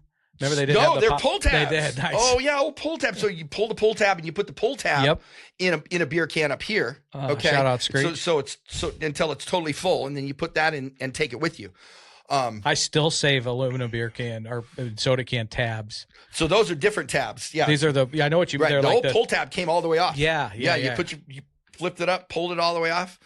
And then they went to the new tabs, and it's like the commercials. Me and my sister would get up, and we'd have to go around the house and collect the beer cans, and then it just smelled like stale beer, and go outside and crush it. Was your grandparents your safe place? It was. It sounds like growing up with your mom. Yeah. It was my safe place. They like my mom. My mom. So I'm past everything my mom did to me. I've forgiven her. Right? So she did the best she could. She probably had some childhood trauma she didn't deal with. But she just took everything out on us, and on the weekend she'd drop us off with my grandparents. And then was she ever diagnosed with anything, your mom? No. But she was negative, like right up. She got dementia in the end, and then all she could remember is me from the past. And she actually, so all she did was talk shit about my dad my whole life. Hated my dad, right? Sure. When she got dementia, and we would go over to see my dad and his third wife, she would revert back to high school. She thought they were high school sweethearts. She'd go try to sit next to him, try to hold his hand. That's everything. My stepmom thought it was the funniest thing. My dad hated it. Okay, so I had to stop bringing. I had to stop bringing my mom around because it's kind of poetic. It was really interesting. And to bounce around. Did you? So you were estranged from your father? Yeah, my father just. So let's see, my parents had another child. Okay. When I was 3, that's my sister. They thought that would fix things. You know how that goes, right? That still happens. Let's do that, right? That didn't work. So at 4, they were on their way to divorce. Okay, and so we moved back to Arizona, and then got divorced. My dad didn't want us. Didn't really fight for custody. My mom got custody, and so my dad moved to California. He moved back to California. Then he got married, and he moved a mile from me. Moved back to Phoenix, and he moved a mile from my fucking house. How old were you? 5 or 6, maybe. So you're 7. still tight. I'm a kid. So, so he moved a mile away with his second wife, and the only reason I really saw my dad at this time of my life was because of his second wife. His second wife made him pay child support because if he didn't have it, he just didn't pay it. Back then, it was $50 a week or something like that. Damn. And so, but he'd bring the check over on Friday. Sometimes just drop it off in the mailbox, not even knock on the door. If he did knock on the door, he'd just knock it on the door, hand it to my mom, and then leave. Okay. And so I know at a certain point, based on all the shit my mom talked, I started to hate my dad. Yeah. Okay. I hands down hated my dad. Right. Hands down. And so my mom would be like, "Hey, your dad's here." I wouldn't get up from watching cartoons. I would be like, "Oh, fuck him." Right. And so we didn't have a relationship. We didn't get to see. My mom did not like my dad's family, my dad's mother specifically. Okay. So in the divorce decree, I was banned from seeing her. Oh my God. She could not have any contact with me whatsoever. I never found out why. I never hands down found out why. Do you think it was for a valid reason, or do you think it was just like who knows? Who knows? Okay. I mean, I went to my grandma's. That was my grandma, my paternal grandmother. I went to her funeral. Once I turned 18, I started having a relationship with her. Like I'd go to on Christmas, I'd go over. Okay. Once I got kicked out of my mom's house, and I'd go over to her house on Christmas, and I did that for a few years, and then that kind of fizzled out. But I knew her. I knew her to talk to her, and I'd talk to her and have a conversation, and she never seemed mean to me. How's your sister? My sister's good. She did. Yeah. My sister's good. She's Did she struggle at all with addiction? She did. Stuff? She did for a while. Okay. She quit in. She had an alcohol addiction, and she quit in September of 20. Oh, good for her. She quit, and it's a tough time to quit drinking. Yeah. So for her, yeah. So she stopped, but she was a type that nobody knew she drank because she only drank at home. If she went out, she didn't drink. She started drinking with her husband. Okay, she got married, and they started drinking, and they'd go out to the bar and they'd do things and drink and drink and drink, and then they got divorced, and then she continued to drink at home. And so she'd just go home straight from work, stop off, pick up beer, and drink. Okay, and then she just. I moved out during COVID. I moved out there to take care of my mom. She had dementia, couldn't live alone. And I knew going back to Arizona was going to be a fucking problem because that's where all my shit happens. That's where I get in trouble, And so I went out there anyways. And then I moved my whole life out there, and then my sister stops drinking. And I'm like, all right, cool. Now I'm already out here. You know, you could have took care of mom. But anyways, I got to take care of my mom. And now my sister's sober. So she's got 5 years. Yeah, so it was jumping around. You had mentioned, and is this you're sober? How long are you right now? 15 months on the 25th of January. Yes. So yeah. So congrats. So like I said, this is my 7th time in recovery. Some of my first times in recovery weren't true recovery. Okay. But first time I quit was in 1992. All right. Okay. All right. I went out to the kitchen. I had a house, owned a house. I went out to the kitchen to start my daily ritual. Okay. My daily ritual looked like get up at 10, start smoking meth. Okay. By about 4 o'clock, I could take a shower. All right. So then at 4 o'clock, I can go take a shower, then figure out who needs what, get that ready. And so by about 6, right, my wife was at work. She'd go pick up the kids from the babysitter, then come home. Actually, we only had one kid, but she'd go pick up my daughter at the babysitter, come home. We might try to have some kind of dinner, you know, but I'm high. And so I'd get all my shit ready, and by 7 o'clock, I'd be out of the fucking house. And I'd go deliver shit until maybe one or two. Yeah, hands down. Trafficking until 1 or 2 in the morning. Okay. Then I'd come home. And when I was out doing it, I never took personal with me. I mean, because I'd go to somebody's house and I could do it at their house. Right. Sure. And, but I never really did. It was all about business. Go in, get the money, do the stuff, go home, 1 or 2 in the morning, come home, count up everything. All right. While I'm getting high. Okay. All right. Then play hard day at work. Right. Hand day at work. You know, get everything organized, count up everything, make a list of who owes what for what. You know, I'd write it down, make a list, and then I'd throw it away or flush it down the toilet. Then continue to get high. Then start playing Nintendo for about an hour. Now 4 o'clock rolls around, so then take a handful of Valium, and sometimes I wouldn't even make it to the bed before that took effect. Like I'd go in and go to the bathroom, and I'd sit down, and then I'd fall off the toilet because I fell asleep. Right. And so I got to ask, what were you playing on Nintendo? Mario, Super Mario, Contra. Just fucking Galaxy. Geeked out of your mind. Yeah, sweetheart. No, M60. Yeah. Like, N64. No. N64. Yeah. The old Nintendo 64. Exactly. Yeah. Can you shut the hell up for 1 second? But 90, I thought you were talking about the regular Nintendo. The 64 didn't come out yet. Yeah, the 64 was out then because I had a what's that? Sonic was Sega. Sega. I had a Sega. And it was Nintendo, then Sega. The 64 didn't come out until I was in high school. So I had 98. What? I thought it was.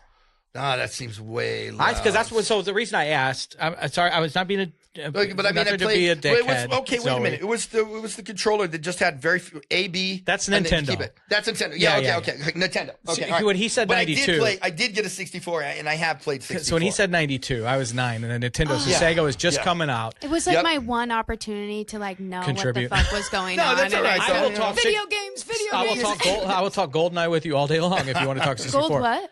Never mind. GoldenEye. That was the game from 64 that and a game called Perfect Dark that me and Eric you met today would get high and play in my basement all the time. Right. But Nintendo, the reason I asked is because I'm a nostalgic.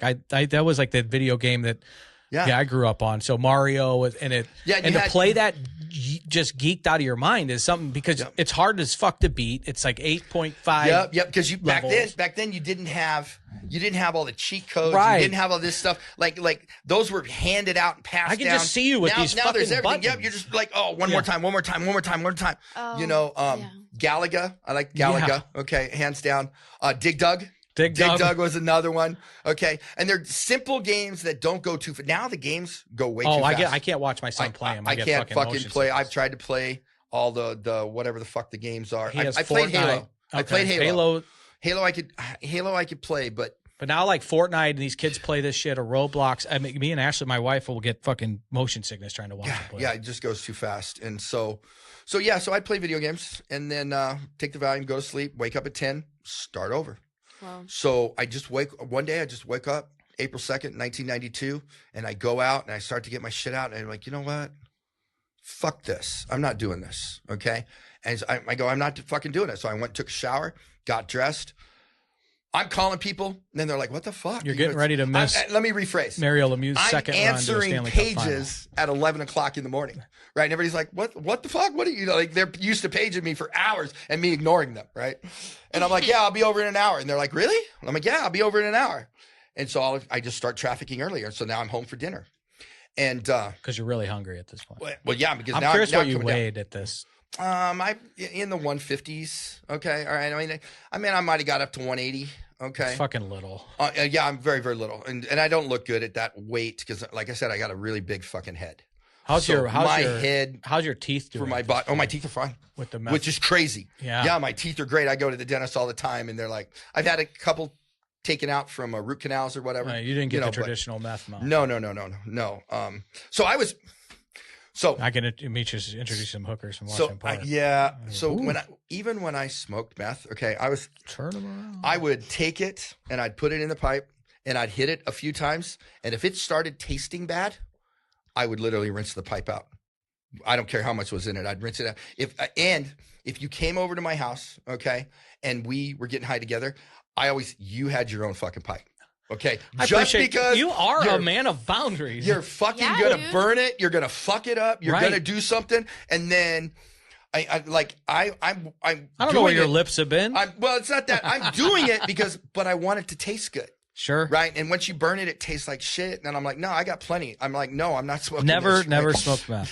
Thank God. I tried smoking cocaine once or twice, and I just never got into. It was too much work. I would say. I mean, I'm a good old fashioned alcoholic. Triple X. I did cocaine so I could drink more alcohol. Right, there you go. And you know what I mean by that, right? So I'd stop. Right, and stop doing cocaine. I think I think my friend Sean was on. He might have said the same thing. Sean, he was a remember Sean? Yeah. Vincent, shout out to Sean's doing some personal coaching down in Destin. Cocaine was his thing, and he would have to drink to come down on the blow. Yeah. I would drink and do coke to pick me up enough so I could drink more alcohol. Right. It was a little inverted. Yeah. You know what I mean, Zoe? Don't get me wrong. I've been so back in the day. Back then, I remember being at this Chinese food restaurant, and they had a whole big ass book that came out that was just alcohol, and we got so drunk. We had to go out to the car, get out. I had a brick under the seat. We're in the parking lot, and I get it out, and we're cutting a hole in it, just pulling shit out to sober up because we're way too fucking high, way too drunk to drive. Right? Yeah, you're seeing triple. Yeah, you're like, there's no way I can drive. So we're out there, got a brick, fucking doing bumps with a fucking knife out of it, sobering up so we could drive. Yeah. So you tried to quit. My bet decision. You tried to quit cold turkey on your own in 92. 92 I did, and that lasted almost 5 years. So wow. So I mean, that's sustainable. I literally put it down. I walked away. Here's what I didn't do. Okay. I didn't go to a meeting. Right. I didn't work the steps. I didn't get a sponsor. I didn't do service. I didn't listen to any other motherfucker. Okay. That has more intelligence or experience than me. Right? We're not teachable. Okay. I'm just like, oh, no. I got this. Okay. I put it down, and I was just trying to figure this out. So I put it down, and because of the way I used to do it, and because of I was so meticulous about, I'd hit it 3 or 4 times, and if it tasted bad, I'd throw it away. I went through a lot. So now all that shit that I was going through, I could sell. Right. And so profits start increasing a little bit. Oh my God. So within 6 weeks to 2 months, I had enough money. I put a pool in the backyard, paid cash. I'm like, you know what? I mean, because I'm selling, and I'm better because now I'm not sitting at fucking home all day. Like, you call me, all right, I'll be right over. Better customer service. Better customer service. Hands down. Customer service is so key in it, because the faster you put it in that person's hands, the faster they can use it or sell it, then the faster they need more. Okay. And I learned this, and hands down, boom, my business skyrocketed. Mm-hmm. Okay. In 92, July of 92, I went to school. I got my engineering degree in 3 years. Well done. Did that, got a job at Motorola. Okay. Worked at Motorola, was doing fine. Going back to school, getting my master's. Okay. And then my 30th birthday rolls around. Okay. 30. And I never, ever thought I'd live to be 30 because of the career choice. You're still married? Still married. Yep. Still married. Now we got 2 kids. Okay. She was pregnant with our second when I got clean. Okay. So the first one I was in active addiction and high when she was born, and then my son was born, and I wasn't. I was clean. I was present. And life is going good. Life is going good. I'm making fucking money. I'm making so much money, like hands down. I got people like a certain group from south of the border. A car would show up at my house and be like, "Oh, hey, yeah, so and so sent me," and I'm like, "Yeah, okay, pull the car in the garage." They pulled the car in the garage, do a couple things, the dash would fall down, all this shit would come out, right? And I'd be like, I'd check it out. Yeah, check it out. And they're always driving, like back then it was some Granada. I forgot what year, right? But they're always Granadas. Picture the scene from Friday when Hector showed up. Because yeah, for whatever they did to the dash, they'd do it and the whole dash would come down. And you just pull all this shit out, and then they throw all the money in there. And this is all meth. This is meth and blow at this time, right? Okay. And so I'd be like, I only got $50K, and they're like, yeah, minada, don't worry. Yeah. And so I just they'd let me pay them, and they'd come back whenever, and hit me up. And so things were going really, really well. So, I'd already been out of the country doing things. Okay. Sure. Seen incredible violence in other countries, like incredible violence. Like everybody here, like I don't understand these people that want to argue with the police when they pull them over. Okay. This isn't a third world country. That cop is not there to rob you or kill you or kidnap you, right? But down there, it's different. Oh, hands down, right? Yeah. You don't pull over. Okay. Well, depending on what line of work I've heard that. My old man spent a lot of time in TJ. No. Don't pull over. Because you don't know who they work for. Can't go to Tijuana anymore. Yeah, you don't know who they work for. So Tijuana, yes. You been to TJ? Senior Loa.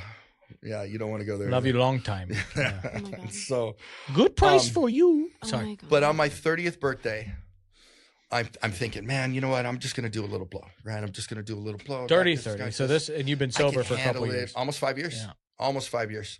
I'm like, and so I got this. I can handle this. You can do it all on your own, What it right? is 100%, because I got the degrees on the wall now. I'm smarter. You are. I'm smarter than this, right? Now I got more money. My house is paid for. My cars are paid for. I got money buried. I got money. So I go over to my boy's house, right? And I told him a couple days before, hey, I just need a little blow, right? Just need a little blow, right? Get over there. Of course, he didn't get it. Okay, he's gacked out of his mind on meth, right? And he's, well, I got that shit you fucking brought over early in the week.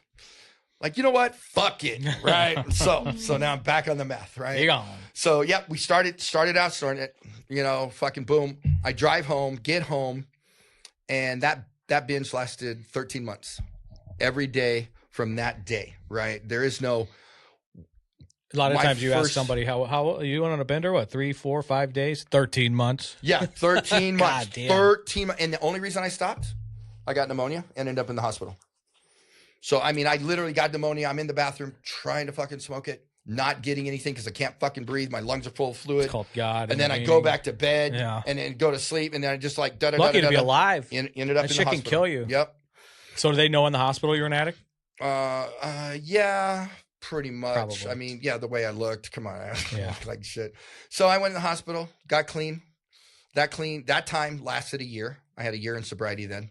But there again, not going to meetings, not doing anything. I just stopped, right?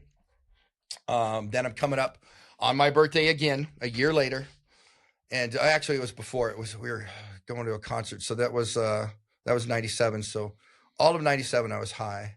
Then all of 98 I was clean. And then 99, I was high all the way through. So I started in December. Ring in the new millennium. Started in December and went all the way around. Started in 98, went all the way around, came up. I remember going to a concert, ringing in the millennium, high as fuck. Went and saw Black Sabbath and Ozzy Osbourne at the Ball Stadium. Can't go to that concert sober. Oh, yeah. We had a limousine. It was crazy. I was very, very high. And I got pneumonia again. Got pneumonia, ended up in the hospital. God's like, I got to sprinkle a little pneumonia on this fucking guy here. Liquid in the lungs. So yes, and so ended up in the hospital, got clean, and now this time I get clean. Now it's years 2000, and now I'm also thinking about getting out of the life. Right? I'm like, okay, I can't stay in this life. Right? We got money, I have things, The house is paid for. Everything's looking good. And I've escaped, or I've dodged lots of bullets. You got like a cat. Sounds like I've dodged lots of bullets. So people would get in trouble, and they thought their best bet was to tell on me. Sure. Okay. And I had a really, really good lawyer team that I would help them out with. And the lawyer just told me, he goes, look, I can't tell you about their case, but if you ever see me not on the court document while they're in court, that's because they're snitching. He goes, because I will never represent a snitch. Hands down. My name will never be on. Once a person turns that way, his name won't be on it. And I'm like, oh, all right. So you just pay attention, you know? And then you know that person switched, right? Because he'd just give them to somebody else in his office. Sure. And so I dodged a lot of things. And I needed out of the lifestyle. So you also sound that you, at this point, and what I'm hearing, this revelation is the beginning of sick and tired of being sick and tired, because it's pretty much fucking exhausting. It is like days don't get easier when you're high, right? Like sure, okay. So I didn't have to figure out how to go get it. Okay. I didn't have that problem. Okay. Even when it ran low on the streets or a shipment was late or whatever, I still had my stash. Right. Okay. And so that wasn't ever an issue, but it was the lies I'm telling. Okay. Cause I'm telling my wife lies. I'm telling everybody. So I lived multiple lives. Okay. So Sure. you had, the life my wife knew. Okay. Then you had the life my girlfriend knew. So my girlfriend knew different things. Then you had the life like my colleagues in crime knew. Then when I was going to school, you had that life. They didn't know anything about me, right? Sounds exhausting. Oh, it was exhausting trying to keep everything fucking straight. And then trying to figure out, like, okay, who am I? Like, yeah, I don't know who the fuck I was. Right, yeah. Right, no. No, because every time I quit, then I just chased money, I chased power, or I chased women. Yeah, it's always about something other than something else. And so but doing it your way. That's cool. Yeah, hands down, doing it the XXX way. And so in 2000, when I decided to quit, I said, I called up a friend of mine that graduated school with me. He was working at a tech company in California. And I said, hey, look, I got covered jobs. I got it at this time, right? You asked about W-2. When I first started, I didn't do this. Okay. When I was living in an apartment, it was no big deal because I put everything in my wife's name. And then she wanted to buy a house. So I told her, you get a job, I'll buy a fucking house. She went out and got a fucking job. So now I got to buy a house. So called your fucking bluff. Yeah, she called my bluff. Yes. And so this was in the 90s. This was in the 90s. So there was assumable no qualifying mortgages. So you could just assume, as long as you could make the fucking payment, you qualified. They didn't give a shit where you got your money from. My guy. Yeah. So my first house I bought, it was $100K. $1,100 a month payment at 11% interest. That's 11. Now I'm just buying the house and I'm like, I could pay $1,100. I got this, right? Yeah. And so I could, and so I was making the money. It wasn't no big deal. And but now my wife's got a job, she's covering, right? And so now I'm also thinking, because when I first quit in 92, the money's coming in. Yeah. And so like, how do you clean this? What do you do? So I had a car stereo shop. Okay. That's a cash business. I had a window tinting shop. That's a cash business. Are you? Yeah, and you've gone away. You've done. You're not. I just want to make sure we're not self-incriminating anything. Wait, oh yeah, no. These statute of limitations is worn out. I won't talk about anything that's statute. I figured you knew that. I just hands down. Hands down. I mean, these crimes are all. If people don't know what laundering looks like, this is. Yeah. No. Hands down. My criminal life is over. Okay, that came. That came to a crashing halt in 2004, November 16th. Right, and I want to definitely get to that. I just want to make sure that not to insult your intelligence, but no. So and when my criminal life came to a crashing order, they took everything. Got it. Yeah, they took everything right down to the only thing they left was my clothes and my mattress or the bed. They took everything else: houses, cars, quads, toys, trailers, RVs, land. Bank accounts, trust funds, mutual funds. When that happened, how long were they building on you? So that fast forward. I've been doing big things. We just had a shipment go to Vicksburg, Kentucky. No, that doesn't sound right. Washington, maybe Vicksburg somewhere. Okay. All right. I know it's over by Washington. Fredericksburg. That's it. Fredericksburg, Virginia. That's it. Okay. All right. In a plane. Right. Oh, wow. Yeah. In a plane. Yeah. We're flying small planes. Right. We had a pilot, small planes in the country, boom, boom, moving shit. Right. So I don't know, 745 bricks. I don't know. Something like that. So these guys get busted. This 6 figures or 7 figures worth of dope? 7, 8 figures. Yeah. A lot. Yeah. I'd have to millions. Figure out millions and millions of dollars. Yeah, millions and millions of dollars. Do you know? Okay, $1 million in $100 bills weighs just shy of 22 pounds.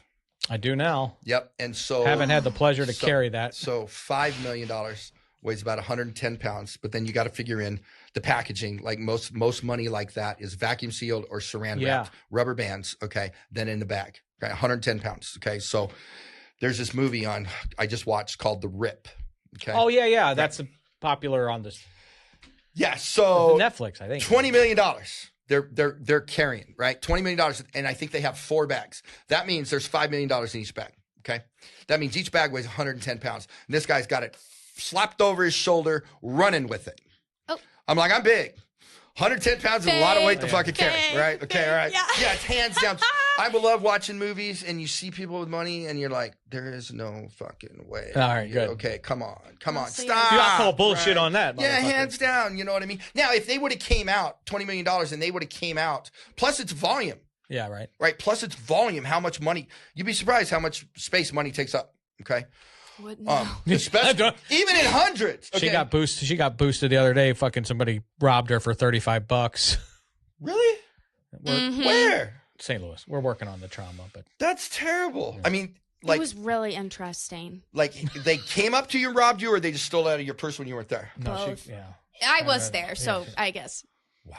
Yeah. She tried to social work him for a second. No, I didn't. I'm kidding. Oh my God. He says that and it makes me sound stupid. I'm not trying. No, I'm trying to make you sound sweet, not like no, sweet. Yeah. No. It was like there was another person in the car. He pulled up, like blocked me in. I didn't know if there were like weapons or whatever. Wow. So when he was trying to hand me drugs, I was like, I don't actually want those. Thank you. And so just politely declining the multiple offers I was given. He keeps saying, she social worked him. I was fighting for my life silently. Wow. Wait, so he took your money and then tried to give you drugs? Reverse. Did offer to make love. Sort of. Yeah. Okay, there were 3 tactics. First one was trying to make it look like a drug deal. Second one was trying to make it look like a sex deal. Third one was you owe it to me because you're white. Because you're white. Oh, okay. Interesting. Basically. Interesting concept. The reparations thing. But let's move on. So yeah, it's not about me right now. You got how long were they was it a So anyway, so this happened over the summer, and then I was at a friend's house, and they served the out-of-state warrant on him. Oh. So I was at the wrong place at the wrong time. And while I was there, I had my laptop in my backpack and my checkbook in my backpack. Okay, and I was on my way to buy a business to launder money. Mm-hmm. So I had that cashier's check with me for $30,000. Okay, and so I just pulled up in 10 minutes. I pulled up the house. I call my attorney and I say, hey, I'm in Tempe. I'll be there in 30 minutes. And he's like, give me 2 hours. I just went to lunch with a client. And I'm like, fuck, my house is an hour the opposite direction. Mm-hmm. So I'm not going to drive back and then turn around and drive back. So I'm at my house. I happen to have 19 grams of methamphetamine on me because I am getting high at this time. And so I fuck it.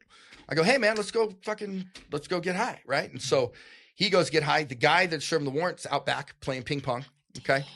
And so we're sitting in there, and then all of a sudden you hear just door slamming, fucking running and everything. And I'm like, who the fuck's got the TV up? Because I can't stand the movie Cops or the show Cops. Yeah. I hate it. So I'll be over at people's houses doing shit, and you hear it. I'm like, why the fuck are you guys watching this shit? If you're watching this so fucking loud, you wouldn't hear them if they came to the door.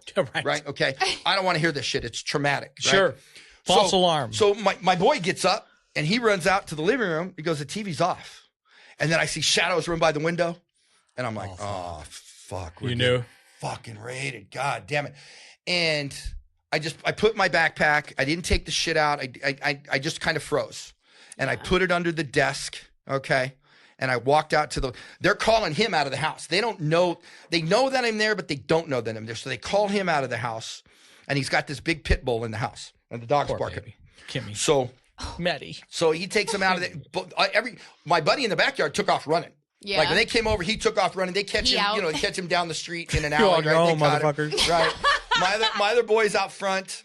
And then they had somebody else out front, or the other guy that was out back. They got him. They got everybody. I'm sitting in the house, and I'm just like, what the fuck? Posted up at the crib. Call my wife, and I said, hey, check it out.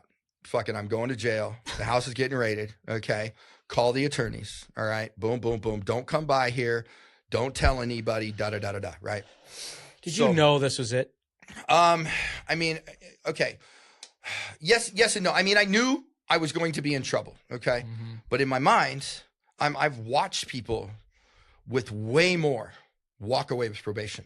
Now, I didn't in my mind, they were doing this. Well, yeah. And in my mind, I always said, nah, they're not doing that. They're not doing that. So I'm thinking I'm getting probation. I'm thinking probation. I'll get probation. Okay, fine. I'll have a felony. I'll have probation. Right. No big deal. Did they try to flip you? So, oh yeah, hands down. So they bring me in, or actually now they realize I'm in the house because I yelled at the dog. Damn. Right. They're waiting for animal services to come. Kim, shut the fuck up. To do with the dog. And I'm like, whatever the dog's name, I told them to shut up, right? And they're like, who's in there? It's like, God. Right? And then, so they're like, come out of the house. So I come out of the house. Then they come in the house. Because you yelled at the... Yeah, and I come in the house, and then they find my backpack, and they find my shit in it. Now, this is before the warrant, right? They're like, bingo, we got it. And I didn't realize this, but they were also raiding another house. And this is the guy that he was driving stuff across the country, got caught. And I posted his bail for him. I posted his bail for his wife. Okay. And then they let him out, and they were both out, and they raided their house. Okay. And then they're asking, hey, who's the guy that's got the Excursion with the Alaska plates on it? Because I had my vehicles all registered in Alaska because it's dirt fucking cheap. Okay. And so, oh yeah, hands down. My RV, $200 for 2 years in Arizona. It was $4,000 a year. It's based on value. Right. Got it. So, so the guy's like, oh, he's there? That's who you really want. That's the guy. That's the guy with the plane. That's the guy with this. That's the guy with this. Wow. So now they've already known about me over the course of my career. And they had me in the parking lot one day with the guy that lost his house. I think it's interesting you said that you were in the wrong place at the wrong time. But how many times in your life were you... Did I escape that? Yeah, Did I solely escape? There's lots of times. There was a time that I was going to do a deal, and I knew it was a setup.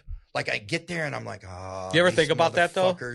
And it could have gone. I bounced. I walked away, and they never came back. Just like the guy that lost his house, he eventually from the dog track. Yeah, from the dog track. Yeah. Okay, so he lost his house, and then he was working construction, and he calls me and he tells me, hey, these guys got.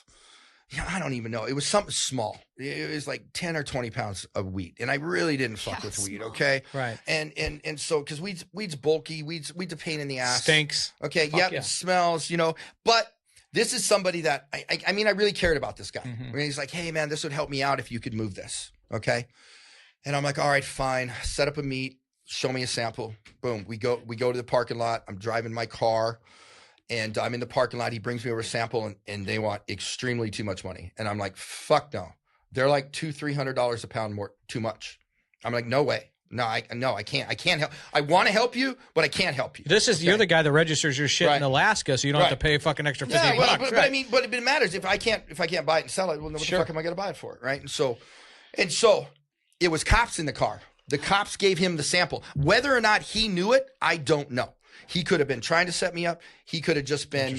He could have been getting fucked in the deal. I don't know. I don't care. I'm past it. But they had me in that parking lot, and so when they hit me at this raid, okay, I got $50K in my Excursion, okay, up under the dash, and so I'm sitting in the house, and they're like, everybody's going to jail, and they're like, we're taking your truck, and I'm like, what the fuck are you taking my truck for? Like, I didn't do nothing in my truck. And they said, well, you got methamphetamine in your bag, or what appears to be methamphetamine in your bag. That means you drove over here with it in your truck. You used the truck so we can seize your truck. You use the truck for illegal activity. And I'm like, oh, and they go, and before you start talking, if you say you bought the methamphetamine here or got the methamphetamine here, that means you used your truck to go somewhere to commit a felony, and we can take your truck. So either way, you're fucked, right? Either way, if I said, no, I got that here. Okay, but they found it on me, so then I had to... Is that true or is that bullshit? Nope, that's hands down true. And that's how they seized my truck. Got it. And they drove it away. And the $50,000 just, I don't know. Disappeared in the fucking thin air, didn't it? I don't know. So now they took me to jail. Training day shit. So my buddy had a gun. So he's a felon. So he's going to jail. The other guy's going to jail. The other guy went to federal jail. We're going to county jail. So I get to county jail. My blood pressure is 200 over 150. Oh boy. So they walked in, they took my blood pressure, and they said, nope, we won't take him. The jail refused to take him. Okay. Wow. Now the DEA is bringing me to the jail, right? Yeah. And so they told the officers, take him to the hospital, right? Get him fucking stabilized and bring him back. Well, I mean, they fucking walked me out. So that's where I think we're going, right? So we walk out. I go to get back in the cop car or their undercover car to go. And they're like, what are you doing? They're like, aren't we going to the hospital? And they go, we're not fucking taking you to the hospital. He said, well, you want to go to the fucking hospital? You go to the fucking hospital. And I'm like, so I'm free to go? There, you're free to go until 3 o'clock tomorrow afternoon. If you don't show up at this or call by 3 o'clock tomorrow afternoon, you have a fugitive warrant out for your arrest. Whoa. Damn. And so they let me go. Now, this is crazy. So this is the first night in Arizona that the drinking age goes from 1 o'clock to 2 o'clock. Or the drinking time, right? Yeah. So now it's 2 o'clock in the morning. I have no idea what time it is because I got there at 11 a.m. And during their talk and all this shit, I fell asleep on the couch. Right, because I wasn't smoking, so I'm napping on the couch. Then I wake up, then I'm bitching because I want food. Now I want fucking food. I'm like, hey, motherfuckers, we've been here for 6 hours. So I want some fucking food. So they went and bought us some Burger King, little 99-cent burgers. I remember eating those but so I don't know. I have no idea what time it is. So I'm in downtown Phoenix. I go to the Hard Rock Cafe because it's right there by the jail. And I walk in, I'm going to use the phone because I need the phone, right? Yeah. This is back when we remembered phone numbers. Oh, yeah. Okay? Not only did I remember phone numbers, I 277-6291. I knew my credit card number, right? Oh, wow. That's so then I could call and put my credit card in and pay, right? I walk in, it's wall-to-wall cops. I don't know what the fuck's going on, but it's just all I see is police officers. And I'm like, fuck this. I walk back out. Worst nightmare. I keep walking down the street. I find a payphone out in front of the Bank One ballpark, pick it up, first I call my wife, tell her what's going on. Tell her, hey, this is where I'm at. Come get me. Okay, cool. Then I call my girlfriend. She came and got you? Well, yeah, why not? Oh, nothing. I mean, but why would she? If she would have came and got me, my girlfriend would have. Yeah. So yeah. I just keep going. So yeah, I'm like, hey, she's at the house. God, I feel bad for whoever Zoe marries. They're fucking staying over there, and I'm like getting your ass out of this. You sleep. Yeah, you're not dragging me down. She came and got you. She been, yeah, of course. Ashley she came better out. come get my shit. We've been married for so. I respect everything. It was so an my wife. thought. And My wife will tell you that she didn't know what spontaneous I was doing. Okay. utterance. All right, so when you said you gave her the lowdown, and then my wife will tell you. If I had to testify in court, I'd say my wife never knew what I did. Yeah. Okay. All right. Hands down. Everybody knew what I did. Totally. Okay, without having to say it. I ain't got a fucking job. Okay. We got the big house. My daughter's friends used to joke that I worked for the cartel. She went to Hamilton High School. And they would joke about it. They'd be like, "Yeah, your dad's in the cartel. Your dad's in the cartel." Bitch, I am the cartel. You know, and so it was just like, and I didn't even know it at the time. I didn't know it until later on in life when my daughter would say, "Yeah, my friends used to always joke. Your mom doesn't work. Your dad doesn't work. You got more toys than anybody. You got the big house. You got the pool. You got everything." And so, yeah, my wife comes and gets me, and then now I'm nervous because, yeah. my stuff, like I used to pay people to hold my stuff. Okay. All right. Put safes in their house and all over the valley. And so I need to go move it. Right. Just to be safe. Right. And, so I go take care of that. Then I bounce over. So I tell my wife, hey, this is going to take all night. Right. That's what I tell my wife. So I bounce over to my girlfriend's house. Right. And so then we posted up in a motel somewhere. Because I figured the next day I was going to have to turn myself in. Right. So, but all they wanted the next day I came in and we sat down and they said, okay, cool. We're not going to charge you. We're going to put this in front of the grand jury and come up with an indictment. It'll be months down the road. Right. So I said, okay. So I never went to jail that night. And so I walked out of the DEA building and I'm like, fuck, my life is over, right? Everything's changed, right? What am I going to do? And so that was in August. And then in November of 2004. Okay. So then on November 16th, 2004, I got indicted and I needed to go to court. Like they sent it to me in the mail. Okay, sent it to me in the mail, didn't kick down my door, didn't do nothing, but they're building a case against me, and not just for the 20 grams. They're looking at everything. And I don't care how good you think you launder money and how good you think you do this. Once they start pulling that string, right, everything comes up, right? Yeah. Okay. And so November 16th. Like forensic accountant shit can uncover that. Yeah, hands down, right? And so they show up at my house November 16th. Actually, I had a U-Haul. Okay, I just moved some moved some stuff over to a friend's house, and I needed to take the U-Haul back. Now, I kind of had a feeling that I was going to jail the next day when I went to court. I said, I'm pretty sure I'm going to be taken, right? So my kids stayed home from school. We're going to go to the movies. I'm going to have a kids' day, right? So I go out front. I'm like, fuck, I got to take the U-Haul back. So I take the U-Haul back. While I'm at U-Haul, dropping it off, boom, they raid me. They hit me at U-Haul. Oh, wow. Right. Okay. Another thing out of cops right now. My daughter's friend is giving me a ride back to the house. She's 18. And so I'm in her truck and all of a sudden I got a gun at this window. Freeze, don't move. All the cars in front of me stopped, cops everywhere. And so I get out. Now I'm going to jail. Now I'm going to jail, going to prison. So they take me back to the house and they walk me up. Oh yeah. They take me because they want me to call my family up.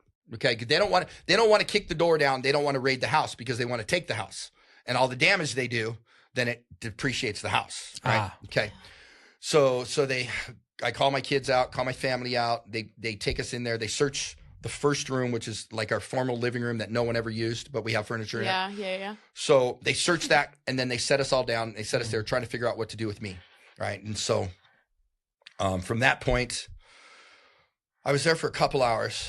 And then they took me downtown to the federal building where they had conversation after conversation with me and just kept showing me all the evidence, right?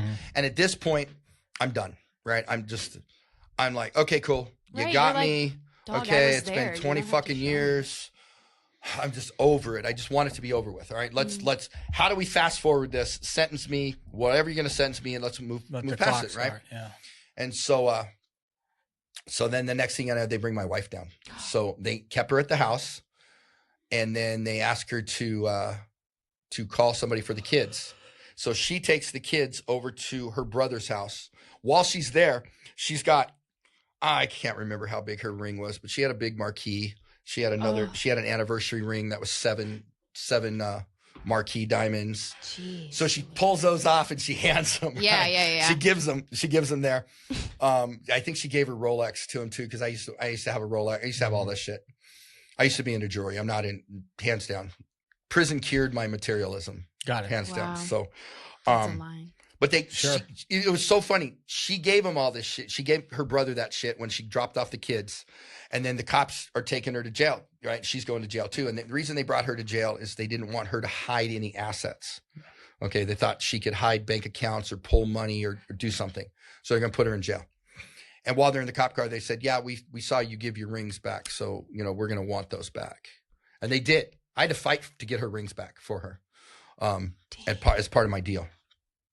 And so, God, yeah, right. I mean, they were worth some, but diamonds don't have a resale value. I mean, right? still, it's like, yeah. And so, they took my Rolex off me, and they took my Rolex when I got arrested, and so they put me in jail, and I'm still in my mind, I'm getting probation, right? In my mind, I'm getting probation. God. So I got a line of credit on my house for $250,000, right? My house is damn near paid off, right? My house is my house is probably $700K, right? Whoa. I owe $50K, right? I mean, I owe nothing. And so I can see them taking that in the fucking jewelry. Dude, they took the cars. They took everything. They took the furniture out of the house. Day one, they took the furniture out of the house. They loaded it up into 2 RVs. So I'm the vice president of the HOA. Oh, wow. Oh, my God. Outstanding member of the community. Fuck yes. I'm the vice president. I jumped on the board because I wanted my backyard approved, right? So I put in, I dropped $200K doing my backyard, right? Pool and shit. Pool, gazebo, fireplace, fire pits, all these crazy ass shit, smog system or misting system, fogging system, half pipe on the side of the house. Whoa. My RV, my 40-foot RV parked all the way in the back. Then I backed in my 26-foot trailer, right? And I had all this shit, and I got it approved. And so now here's all the cops. They're all in front of my house. Then they get to U-Hauls and they're loaded. All the neighbors are pissed because there's only one way in and out of our place, right? They're calling the regular cops. Okay. All right. To get the cops over here to get all shit moved. They don't know what's going on. But they loaded up everything, took a fuck everything while we're sitting in jail. And they put me in jail. While I was there though, they're showing me shit. They're like, remember blah, blah, blah. They give the guy's name.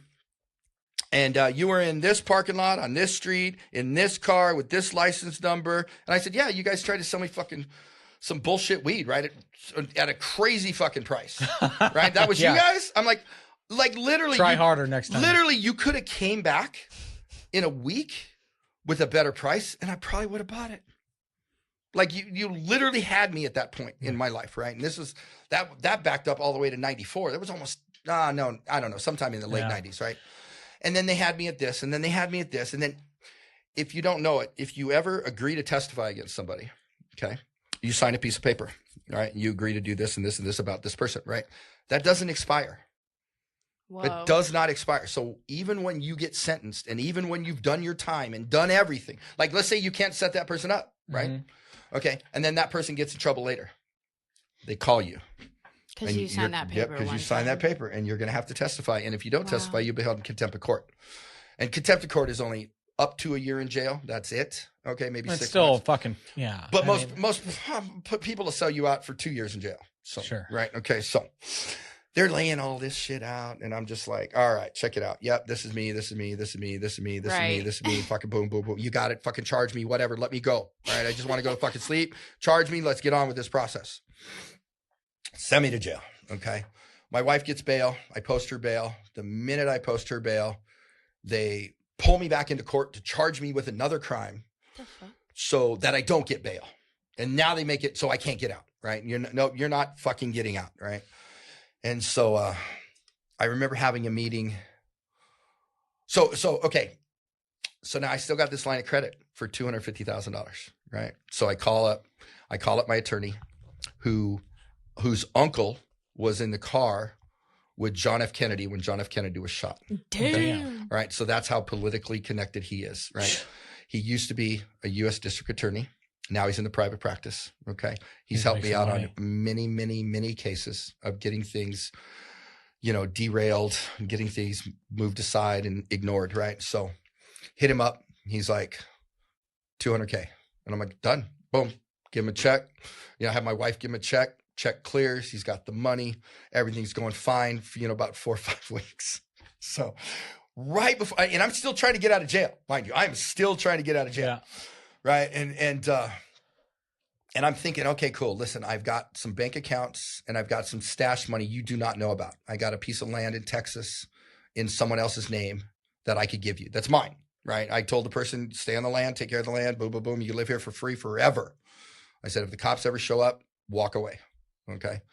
And so I've got these things. My wife doesn't know anything about anything. Mm-hmm. Okay. Hands down. First rule of thumb.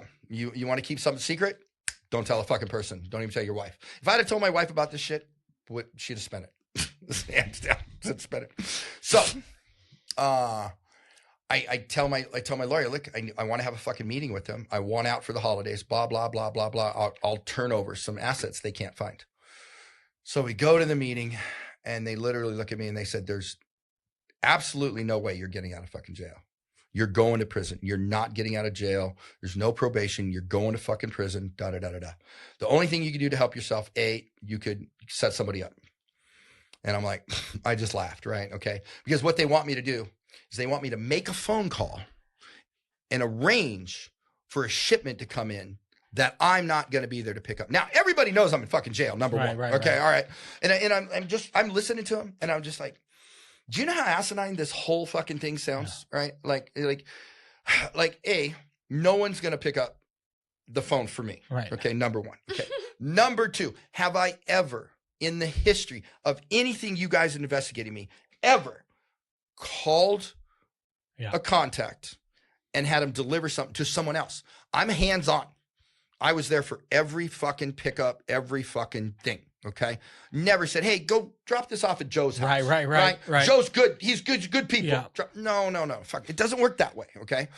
And so I said, so even if I wanted to, there's no fucking way. All right. There's no way. Okay. So let's move on. I go, what if I could give you $1 million? What if I could give you that? Right. And they're like, we're going to charge your wife. We're going to charge your family because, I helped out my family.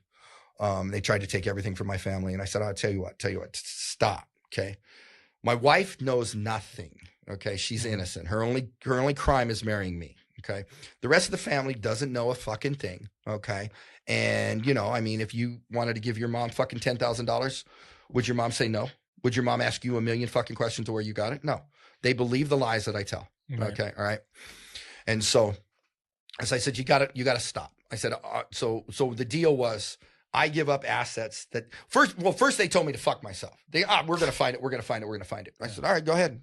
Go fucking find it. Right. You're not going to find it. I promise you're not going to find it. This is what happened at this meeting. And then as we're leaving, they told my lawyer, oh yeah, by the way, we're going to need that $200,000 back. And if we don't have it back by blah, blah, blah, we're going to charge you with money laundering and criminal conspiracy because you know what your client does. You've represented him before. He was already arrested on charges and you took money from him. What'd your lawyer say? The lawyer gave it back to him. He did? He had to. He had to. Yeah. Did he? And he dropped me. And he did. Hands down. Dropped me like a rock. Fucking lawyers. Fucking lawyers, right? Dropped me like a rock. So 2 things I've learned. So you pay your lawyer well in advance before you've ever been charged. Give your lawyer $500,000 retainer fee and just fucking let it ride. Okay, all right. So taking notes? Yeah, putting it on my to-do list. Holy shit. Taking notes, right? Taking notes. Pay your lawyer in advance because then, like if it's 10 years go by, right? Like he doesn't have to fucking report it, whatever. It's like he's just doing it pro bono for whatever. Got it. Okay, that's more my speed. So how long did they get you? So they came back with first 7 years. Okay. So which is about 5 years was like the normal, okay, and they put it 2 years above, and they told me, they said, all right, here's the deal, okay, we got you on possession with the 20 grams. We're gonna charge you with possession. You're gonna get 5 years, okay. Then we're gonna charge you with money laundering, okay, because you fucking like your paper trail on money laundering is astronomical. You bought fucking houses, right. Like you'd buy a house and you just send money orders in to pay it off. I'd buy an RV and I'd just pay it off with money order in like 6 months. You buy $100,000 RV and pay it off in 6 months with money order. I sent a stack of money orders with no W-2s. No W-2s. Right. Yes. So and your K1s are bullshit. The fucking trail is like boom, right? Okay. So they go, we're gonna get you on money laundering. Got it. Okay. Then we're going to come back with a RICO because you've been doing this for 20 years. And so the RICO is a 25-year sentence. Okay. So even if I got the 5 years and then now I got a felony conviction. So now I'm going to get 10 to 15 on the money laundering. Then they're going to hit 25. And even if I didn't stack it or they didn't stack it, I just get 25 years. So I said 7 years looks pretty fucking good. I mean, when you said 7 before telling me all the shit they were going to stack on you, I was like, that's not just from hearing what you've done. And so you pleaded to 7? Mm-hmm. 7 years flat. And all that's white. 7 years, 3 years probation for attempted money laundering. They dropped the charges, when you go to plea. And the 7 years was not a range. It was just boom, you're getting sentenced to 7 years. Okay. And at the time I was being a pussy, hands down. I'm in jail and I'm being a babe. I'm like, fuck this, my life is over. I'm never gonna get laid again. Fucking da da da da da. Like I'm 37 years old, right? I'm thinking my life's over. And I mean, that's fair here. I get it. I mean, I remember telling my female public defender, like, this is fucking bullshit. I'm going to get out. I'm going to be in my 40s. I'm never going to get laid again. This is that's all I'm thinking about, right? Fucking bullshit. And she hijacks your mind. Just looked at me. She's like 50. She looked at me like, what the fuck is wrong with you? And so even after I got 7 years, I was telling people, oh, I'm going to prison forever. I'm going to prison forever. I'm going to prison forever. And I ended up in prison and I ended up in a yard. And the run I'm on is all lifers.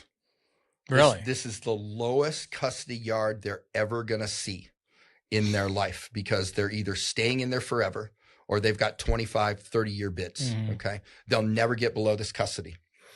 And so I remember playing chess with this guy. This That's what engineers do, Zoe. Right. So I'm playing chess with this black guy in the back, and I'm just new there, just got there. And he's like, so how much time you got? And I'm like, oh man, I got fucking forever. It's fucking bullshit. I'm whining, I'm being a little bitch, hands down. And I go, I got fucking 7 years, And so then I'm like, how much time you got? And he goes, I got 2 life sentences. And I was like, fuck. All right, let's change my perspective. Sure. Okay, all right. I'm walking out of here someday, and this guy isn't. And he's positive. I mean, we're sitting back there playing chess. He's not whining like a little bitch. I'm like, so it really helped me change my perspective on things. Okay, getting everything taken from you really changed my perspective on what you actually need to survive. Okay, so when you go to prison, you get a bowl. You have to buy it, okay? But you're allowed to have 1 bowl, 1 cup, and 1 spork. That's it. That's your entire dishes for whatever you fucking make, okay? That's it, right? So to this day, I drink out of the same 3 blender bottles every day, okay? Sure. When they're empty, I remake them, okay? I eat out of the same fucking bowl. All my food I put in a bowl. I weigh everything, put in a bowl, mix it up, heat it up, eat it. That's the fucking bowl I use. Same bowl. Yes, right. So I've been doing that. So you didn't do the 7. Oh, sorry. Oh God. Sorry. I also only use 1 cup, 1 bowl, 1 plate. Right. But and so it was a dishes thing, not a prison thing. It does. So before I went to prison, we had everything. We had a China hutch with China in it that we never fucking used, touched. right? And we had all the dishes, and we had. By the time I went to prison, I had 4 kids. So you got 4 kids running around the house, grabbing a cup every time they want it, and going to prison and losing everything. And that's kind of where I got to where I wear. Pretty much, if I find something I like, I buy multiple. Okay. So perfect example, 2 years ago, my wife hated the shorts I had. They were basketball shorts, went below my knee. She couldn't fucking stand them. New wife. Right. My new wife. Right. She can't stand them. She's like, I go, okay, fine. We'll get rid of them all. Let's go and start looking at clothes. So we hit, what's that fucking Dick's Sporting Goods. So we're in Dick's Sporting Goods, checking out everything. I find a pair of Nike shorts I like. They're $70, right? And they're compression shorts underneath and they're order shorts on the top, but they got a little zipper pocket in the back. How about that? Because I'm fucking notorious for putting things in my pockets. Like I've dropped money. Not being able to zip money, credit cards. I'll put it in there, have it in my pocket, reach in my pocket, pull it out, and then I'm like, where the fuck did that $1,000 go? Fucking lost it. Gone. Right? And so now I got the little zip pocket in the back, right? So that's nice. And but so we find the pair of shorts I want, so I buy everything. I'm looking at Dick's Sporting Goods everywhere they go. I got 10 pair of those shorts. All right, good man. Wear the same fucking pair of shorts every day. That's the only pair of shorts I own. Right? Same thing with shirts. But I learned that in prison. Yeah. Because in prison, you get 3 orange shirts, 3 orange pants, okay? And you get white socks and white boxers. And that's all you fucking get. Did you use in prison? No. Okay. No. That's the longest time I've been clean was the day I got arrested. I was completely high on a multitude of things, okay? And I got sober in county jail. Okay, went through withdrawals in county jail. I mean, it wasn't as bad as it could have been. Yeah. Okay. I basically slept for a week. And now when I went to jail, my head was tattooed. My head was tattooed. My whole head was tattooed.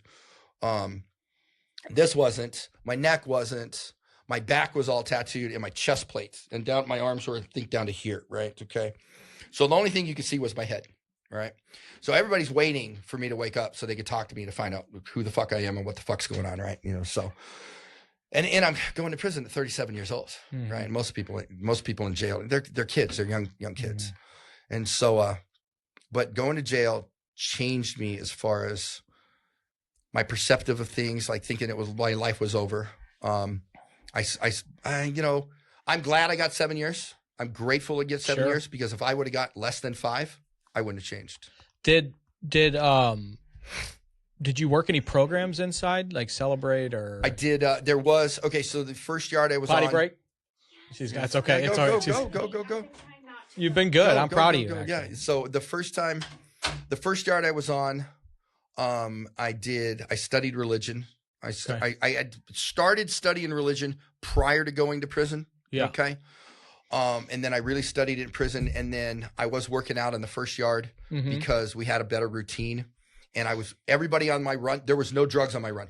They were not allowed. These were lifers, and none of them, they're all recovering addicts. Okay. They're all hardcore addicts. And now they're not doing drugs, right? Now they're looking, some of them are getting out. It might be 13 years. It might be 20 years, but some of them are getting out. Okay. Some of them aren't, but still they didn't want the problems. Okay. So this was like the non-problem run. No drama. Okay. Yeah. No drama. And so I worked out with them. Then I got reclassed. I got sent to a minimum yard because I had a C clearance. I could go out the gate because I don't have any violence, no gun charges, no resisting arrest, no evading police, none of that. Sure. All that stuff keeps you so you can't go out the gate, right? Yeah. If you ever tried to escape, or if you ever ran from the cops at any point, you'll never get outside the gate, work while you're in prison. Like you're stuck there. That's they scarlet letter you with that. Yeah, hands down. Like yeah. Anytime they have that. So felony flight, that's what it's called. Any felony flight, and you're barred from that. So I go to a minimum yard. Now we got more freedom. Right, the yard's never locked down. When I was on the 3 yard, the yard was locked down. So you had controlled movement. They'd say rec's open, so you go to the rec fields, right? Okay. Then you're locked in the rec field for 2 hours. Then they say they shut the yard down, you go home. So this yard is like the yard opens up at 5 o'clock in the morning. You go to the chow hall because if you're going off the yard, and then it just shuts down for count. Yeah. Each count about 45 minutes, and then it shuts down at night at like 10 o'clock. You're supposed but you no locks on the doors. You live in a house. Like we lived in a nice 3-bedroom house. And nobody wanted to fuck this up, I imagine. So everybody it's federal prison. When you get to lower yards, nobody wants to fuck that up. Nobody wants to go higher. Yeah. Regular state prison's not like that. People are still fucking up. So people are still doing there's knuckleheads. There's more dope on the yard. Because we went off the yard. 500 inmates every day. Gang violence or anything like that? Well, yeah. I could probably do a whole show asking you questions about everything in prison's about race. Got it. Yeah, I've heard that. Nothing else matters. Nothing you have to get painted into a matters. box. Okay. Everything's about race, and it's in such a way that luckily I came in at 37. Sure. Okay. So I wasn't somebody they tried to recruit. I wasn't somebody they tried to brainwash, because in my opinion, it's brainwashing. It's not about race. Okay. It's about the control. Yeah. Who controls the gambling, who controls the drugs. In Arizona prisons, there's no rape, there's no prostitution. Okay. It hands down not allowed. If anybody's ever caught doing it, voluntarily doing it, right, they're beat up and run off the yard. No shit. Right. Okay. And people do get caught doing it. Don't get me wrong. Okay. And they're run off the yard. They don't want it there. Okay. That stopped in like the late 80s in Arizona. In Arizona, before the late 80s, it was a whole different place. God. Now, other states are different and still have it. Okay. Arizona just doesn't have it. I could go a couple more hours, man, but I know you got this meeting and stuff. It's just about 5. So we're going to, really? So that's what I say. What I want to ask you and kind of, we didn't even get to, I know. We need to have you back. I mean, what year did you get out? Okay. So I got out of prison 16 years ago this summer. 16 years ago in June 2010. And you still battled addiction. Still battled addiction. So I got out. I got 9 years clean. I got all the way up until 2014. So I get out of prison. I got a job at a supplement company selling supplements. I got a job within a month selling supplements over the phone. Drug detox, if you believe it, right? Yeah, nice. Which is bullshit. Doesn't work. But and then I saw something on Shark Tank about gift cards. Okay. Buying and selling gift cards. And I'm like, fuck, my wife, we just got married. New wife. So did your first wife through the prison stuff? Yep. Stayed the whole time. I told her to divorce me the day I went to prison. I said, fucking divorce me. Get on with your life. I'm going to prison. I don't know what I'm going to be like. Some rapid fire questions for you. How are you guys today? We communicate. Wife. Okay. I mean, she's there's a reason why she's my ex-wife. Like she doesn't have anything. She doesn't manage her money. Well, never mind. I don't want to say that. You have 4 children with her? I have 4 children. Okay. With her. Yeah. And so anyways, we got divorced. Okay. And then shortly, we got divorced Groundhog Day, February 2nd. Groundhog Day. That's the day I picked a court to get my divorce. That's fucking interesting. settled, right? I picked it. It wasn't actually in the file until later, but that's the day the judge said, congratulations, you're divorced. I'm like, perfect. So then I met my new wife. Movie that, I met my new wife. We start dating. She's married, and she was waiting to get divorced until her daughter turned 18. Her daughter's 12. And then we fall in love. And then I told her, I said, I can't fucking wait. You need to either get divorced or we can't see each other anymore. And so she got divorced. She moved on. We get married. I see this thing about gift cards. And I'm like, fuck it. I'll just buy my wife Starbucks cards, right? Because she's a Starbucks freak at this time. And so I'm saving money, buying Starbucks at 50%. And then somebody sells me a Walmart gift card for like $750 for 1,001. So I'm like, we buy our groceries at Walmart. We buy our gas at Sam's Club. We're saving money. And I'm just doing it to save money, right? That's all I'm doing. And it turns into a business. And it literally turns into, I'm selling gift cards to, I can't even think of the name of the company anymore, but they owned, Black Hawk Network owned them, and they had machines and Safeways that bought gift cards. And so I start selling to them. Takes about 2 weeks to get the money. And then I'm just running it on Craigslist, buying gift cards, mobile, buying gift cards. I meet a guy in Flagstaff. And we start doing business, and he's like, fuck, I don't need the card. Just send me the number and I'll give you your money in 2 days. I'm like, all right. So the business starts taking off. So now I form a company. At first, I'm just going to have this business. I'm not going to form a company, not going to pay tax. I don't care. Right. I'm figuring, my wife's making like $60K a year, $70K a year. I'm like, okay, cool. If I can bring in, a few $1,000s a month, I'll be fine. $100 a day, I'll be fine. Right. We'll be good. So business starts taking off. So I make my wife the CEO of the company, give everything to her, and we start rolling. And I still got a mobile operation. And now I'm doing like $5,000 a month. And then the next month I did $15,000 a month. And profit. This is cards bought, face value. Okay. And I'm making 10 to 15% at this time. I don't get how it works. So you get a card. Let's say somebody gives you McDonald's. Right. You don't fucking want it. Right. Yeah. So you throw it in a drawer or you lose it. You don't get your money. Okay. You bring it to me, I'll give you 50 cents on the dollar because it's a restaurant card and it sucks. Okay. All right. But let's say somebody gives you a Walmart. Let's say somebody gives you a gift and you return it to Walmart, but you need the fucking money. Yeah. All right. People all the time go buy shit, that they can't afford. Right. And then they need to take it back because now the reality sets in, right? You get a bonus, you get your tax return, right? You go out and you buy some shit and you're like, oh, motherfucker. Or for whatever reason, they need money. So they return something to the store. Now you come see a guy like me, and for Walmart, I'll give you 75 cents on the dollar, 80 cents on the dollar from some stores. And then I turn around, I sell for 90 cents on the dollar. So I'm making just a little bit of money. But if you do $10,000 a month, okay, in fixed value, I might make $1,500 bucks, and you start out small. Well, my first year, I did $1 million. I hit $1 million before Christmas. I'm literally, I got books, I got everything. Now I'm doing everything right. Okay, I got lawyers. Now I have a shop. Now I got a store. People come to me and sell me gift cards, right? And I give them cash. Is it legal? It's all right. Okay. The federal government would tell you it's illegal, okay? But they can't tell you why it's illegal. Okay, all right? So it's more like there's gift shops to this day still around. Okay, all right?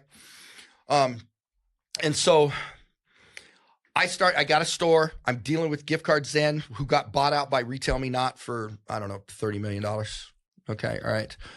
And this is a good friend of mine and like my mentor in business. And he taught me how to communicate like an executive and be like an executive. And so in the beginning of Christmas, I'm looking at my things and I'm like, God damn, if we buy this much a day in cards, we're going to hit $1 million. By Christmas, I'm like, it's not going to happen. $1 million fucking dollars is crazy, right? Okay. And so we hit it 8 days. 8 days before the new year. I mean, we hit it before Christmas. I was like, fuck, we hit $1 million. So then I set my goals. Next year we're doing $3 million. Fuck, I hit that March 21st. I hit $8 million the second year. How do you keep track of that? I could go. Oh, spreadsheets. I wrote my own program. So you come in, you give me the card number. I put it in the computer. The computer goes out and checks the value, pulls it in. Make sure it's fucking legit. Make sure it's legit. Hands down. Boom, boom. I'm taking driver's license. I'm taking fingerprints. Okay, you come and sell me a card. You're signing a piece of paper that you committed no crime to get this. That it's yours legally to have. All of this shit I ran through FinCEN, which is the Financial Crime Enforcement Network Yeah. for the government. I know what that is. I got a fucking lawyer, and I said, listen, I'm not going to prison. Right. You're done with that. I'm done. Shit. Okay. I want to be on this side of the line. Good. Okay. All right. And so all of this shit, I did all this shit. Okay, but you're still using. Okay. So in 2014, now I've got money. Now I've got big. Boom, boom, boom. I'm chasing power again. I'm chasing everything. So I start using. Okay. So I used for a fucking year. Coke? Started with Coke And then and went to meth. There was some Oxy involved. Okay. And so Same now I'm story, fucking using. seen the movie. Same story. Right. What stopped me this time? This was the only time. The first 2 times I got pneumonia. The 3rd time I went to prison. This is the 4th time. Okay. What stopped me this time is I was sick and tired of being sick and tired. Hands down. In a hotel room, I just bought a Hellcat. 2015 Hellcat. And I'm driving 160 miles an hour on the freeway all the fucking time. Right. Okay. And I realized, all right, listen, check it out. I can't be doing this and have drugs, because when I get caught, I'm going to jail. But if I'm just going to jail for driving, and you're already got a record. Right. I already got a record. Right. So I'm in a hotel room down in Tucson at one of our stores. So I have a store in Phoenix. I have a store in Tucson. I have a store, a mobile operation in Surprise. I got a store. I'm opening up in Oklahoma. And then I went to Atlanta at some point. But this is 2015. And so I'm down there. I wake my wife up. She doesn't know I'm using. She doesn't know. And I told her, I said, check it out. This is what I've been doing. This is what I'm going to do. Watch me flush this down the toilet. Watch me break this pipe. Broke it all up. Flushed everything down the toilet. I said, I'm going to get some sleep. We got work to do at the shop tomorrow. I'll be fine. When we get home, don't let me out of the house for 2 weeks. You got to cover the business, okay? You just don't let me leave the house. I'm not going to want, at this point, I don't want to, right? I know. But sometimes in that moment of weakness, you want to, right? I said, just let me go home and sleep, okay? And boom, boom, right? So that's what she did. I went home, still didn't go to meetings. Well, I started going to meetings, but I didn't go to meetings. Sure, I just pop in, right? Okay. Yeah. Never got a sponsor, never worked the steps, never did nothing, okay? And so that was my last 14, 15 month relapse, okay? All right. So, and then I was fine. So 2 months after that was in January. In March of 2015, the guy buying all the gift cards in Atlanta has a heart attack doing cocaine. He was supposed to come out and see how I ran stores, because he's the number 2 guy and I'm the number 1 guy, right? And Zen wanted to elevate him, right? They wanted to bring him up. And so they called me up and they say, hey, the motherfucker died, right? And I was like, well, they didn't say that, but you know. Sure, I got you. And I'm like, well, because retail gift cards then, they were very, very Jewish, very, very hands down. Like at Friday night at sundown, everything got shut off. You couldn't reach for religious purposes. Religious purposes. Right. Very, very, very orthodox. Nicest guy. I love this guy. Like he's one of my references to this Sabbath, day, baby. Right? Yes. And he still ran a successful business, being gone from sundown Saturday to sundown or sundown Friday to sundown Saturday. It was amazing. And here I'm killing myself 24/7, right? So anyways, where was I at? So you're March yeah. of Yeah, 2015. So then boom, I'm like talking, I tell my wife, hey, the guy passed away in Atlanta. I said, I'm going to fly out there and see if we can't scoop up this business. I'm like, fuck it, let's just go check it. That's how I started in Phoenix, just ran it out on Craigslist. So I go out there, I start running ads on Craigslist. I'm here for like a week, and I realize this is doable. I got people bringing me $10,000, $15,000 worth of cards at a time, okay? And I'm like, all right, cool. So we make the decision. I'm going to Atlanta. And so I also make the decision, when I get to Atlanta, I'm not going to be friends with anybody that does any drugs. You can drink, that's fine. I don't care, because it's not my thing. Sure. Smoke weed. Everybody in fucking Atlanta smokes weed. It's not my thing. I don't care. Anytime I find out you do any other drugs, boom, we're not doing business. We're not being friends. I don't want to know you. Okay. And I've never had a problem in Atlanta. I mean, I know where I can go get it. It's Atlanta. But right, you know, they cook at a WrestleMania. So I went to Atlanta. Wrestling. This business is doing good. I think our last year we did $35 million. What? Yeah. And that's between all the stores, all the locations. Okay. Wow. And then in March of 17, the feds come in. Oh my God. Say I'm breaking the law. What? Okay. Now they can't pinpoint what I'm breaking the law, but I'm breaking the law. Okay. And they seize everything, take my Hellcat, take my God. cars, take my trucks, take money. Even though you're not sorry, keep going. Right. Even though I'm not breaking the law. Okay. And so now I live in an apartment, because when I got out of prison, I said, I'm never going to get a fucking house, because they can take it. Sure. All right. Can't take apartments. Nope. Right. And they don't even take your furniture out of apartments. It doesn't matter how nice it is. They don't take it. Okay. And so that happens. All right. And so now they're telling me that I'm going to prison. And my brother in Oklahoma, okay, like whatever, from my old childhood, we went to prison together for other crimes. He got in the gift card business, and he got caught with 2 guns though, and he's a felon. Yeah. So they had him. Okay. So they get him to sign a deal on the guns. Okay. Wow. He signed a deal on the gift cards to make the guns go away. Okay. All right. He got 16 years in prison. Jesus. Because in the feds, when you sign the deal that says 5 years, the judge doesn't have to give you 5 years. He can give you whatever the fuck he wants. Or she. And so, yes, you're right. And so, she's still with us. Still with us. And so what happened was they went to him and they wanted him to testify against me. And he's like, about what? Right. He's like, he had his store. I had my store. I did my thing. He did his thing. I don't know what the fuck. What am I supposed to tell you? I don't know what the fuck he's doing. Okay. Yeah. He helped me start my business, showed me how to do it. And I did my own fucking thing. Right. And so there was nothing there. And so they talked to me right before COVID hit, told me I was going to jail and that we were just trying to negotiate time because they threatened my wife. And I couldn't fight it because they're threatening my wife. I said, fine. Fuck it. To this day, I do not think I did anything wrong. Okay. Mm-hmm. Whether my customers may or may not have done something wrong. Yes. Hands down. I know they did something wrong because I lost $1 million in credit card fraud. People sold me cards and then they turned up credit card fraud and I lost the money. So if I'm paying you 80% to make 10%, how the fuck is that a good business model if I know you're committing a crime? Right? Well, right. Doesn't make sense. Signed a waiver. Okay. They signed waivers. So the police, when they raided me, what they thought is they thought I was buying credit card numbers off the dark web, right? Making credit cards, buying gift cards with those said credit cards and selling them, which would be completely illegal. Yeah. Okay. All right. But I wasn't. But you weren't doing that. So did you do time for this? No, I have 1 year. I probably shouldn't even be talking. That's the one thing I have 1 more year for. All right. Probation? No, they could come at me. Oh. No. Statute of limitations. Statute of limitations in feds is 10 years on some crimes. Okay. And the 10 years is up in March.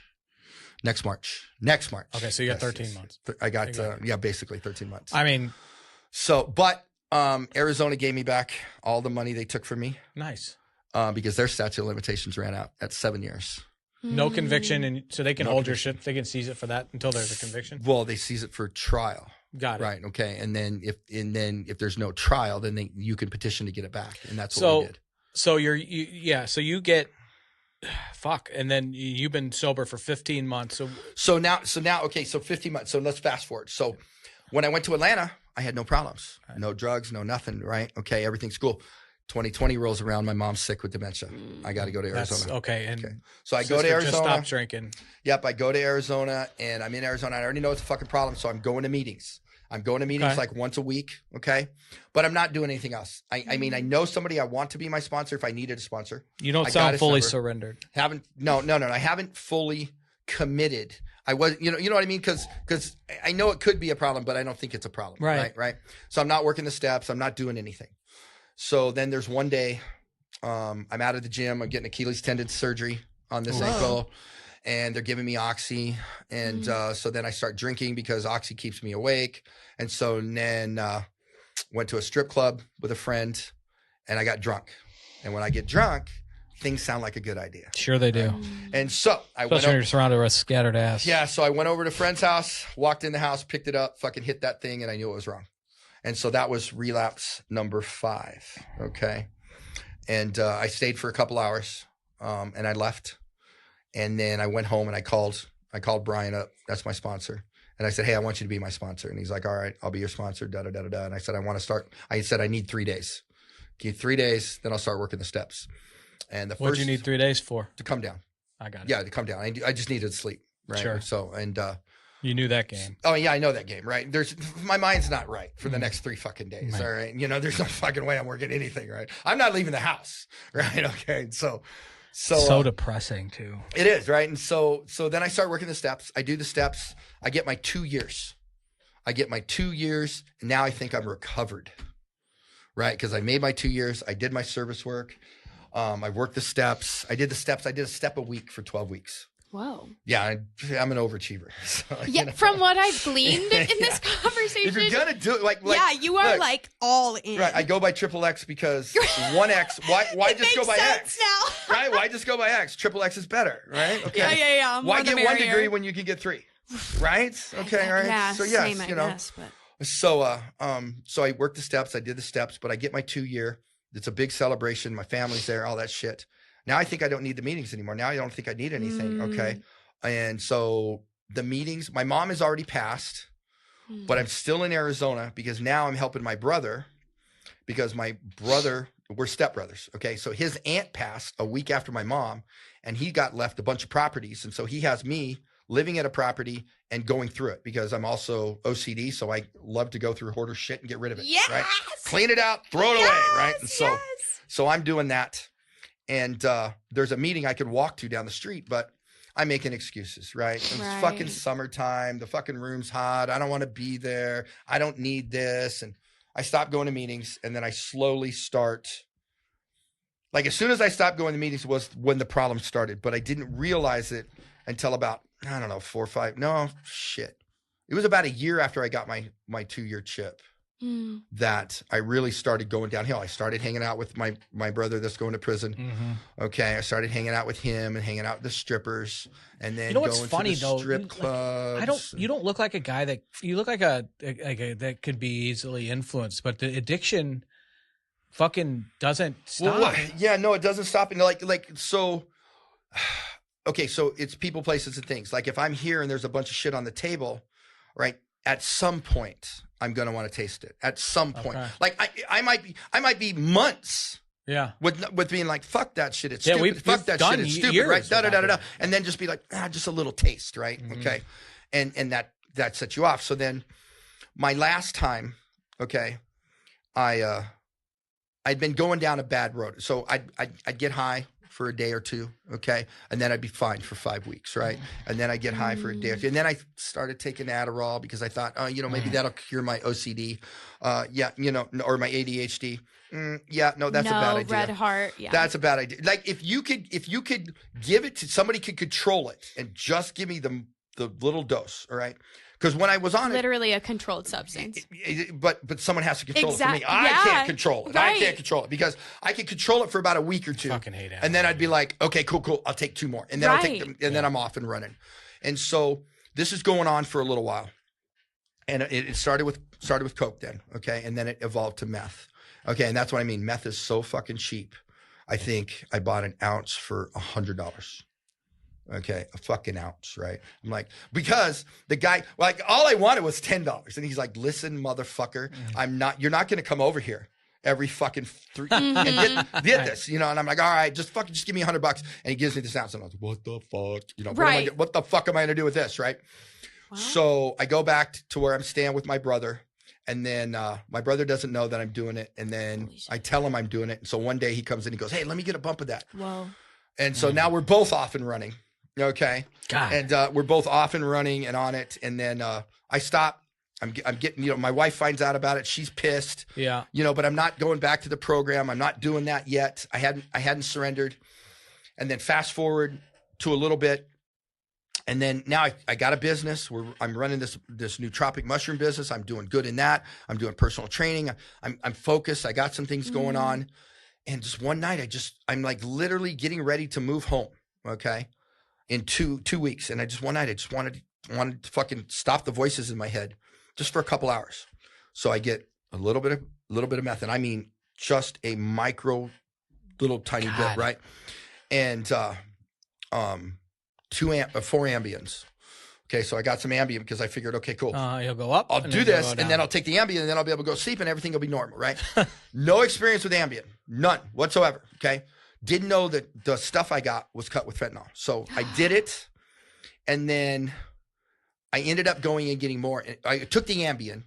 Oh, fuck. And once I took the Ambien, I don't remember what happened. I lost 2 days of time, okay? Sometime in that 2 days of time, to be alive, man. I went to go get more, okay? Damn. And so I got more, and so I must have done more, okay? And so now between the meth and the fentanyl that it's cut with, and then the Ambien, I don't know what the fuck's going on.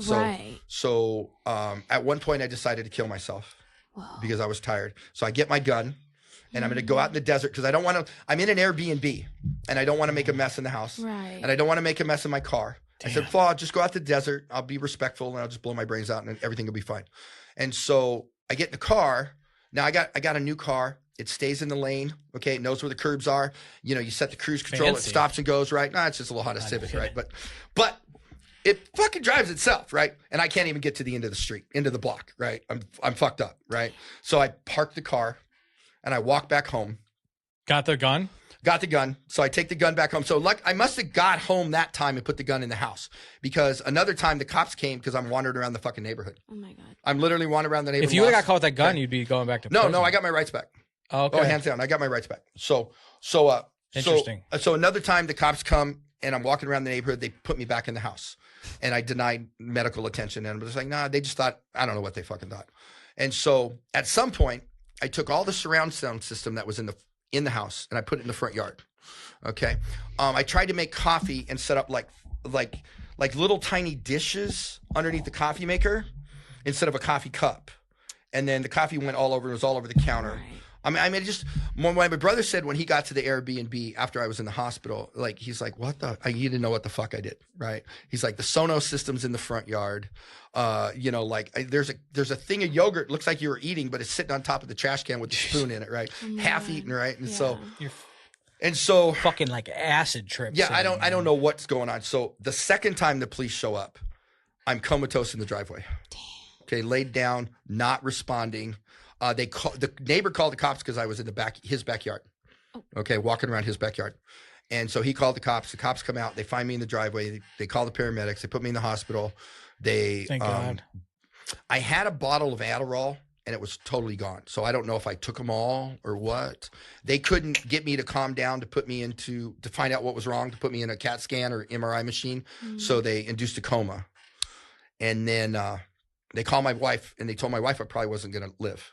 Okay, and she's in Atlanta going to med school. Jesus. Right. So she's on the phone with my sponsor. She's on the phone with the family. I wake up, and I basically wake up to an intervention. The first time anybody's ever tried to do anything for me. Mm-hmm. Okay. All right. My first wife enabled me the whole time, make excuses, you know, and all of that. And so I wake up to this, you know, everything going on, and they give me the opportunity to go to rehab, right? They're like, all right, check it out. We want you to go to rehab, you know. I'm like, all right. And so we talked about a 30-day, talked about a 90-day. And my wife wanted 90, but she would have accepted 30. But then when I cash paid, so I cash paid a scholarship. I got a 50% scholarship. Okay.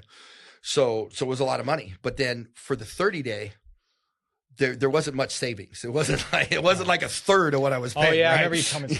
Yeah. So I was like, you know what? I'm like, fuck. All right, I'll do 20. I'll do the 90, right? And so, which is good. When I left the hospital, I went back to the house, packed all my shit in the car, and then went to rehab. Right now, I changed in the time because I needed a couple days in the hospital. They kept me a couple days. Yep. So I needed just to get focused, right? So in the time, at first I was mad.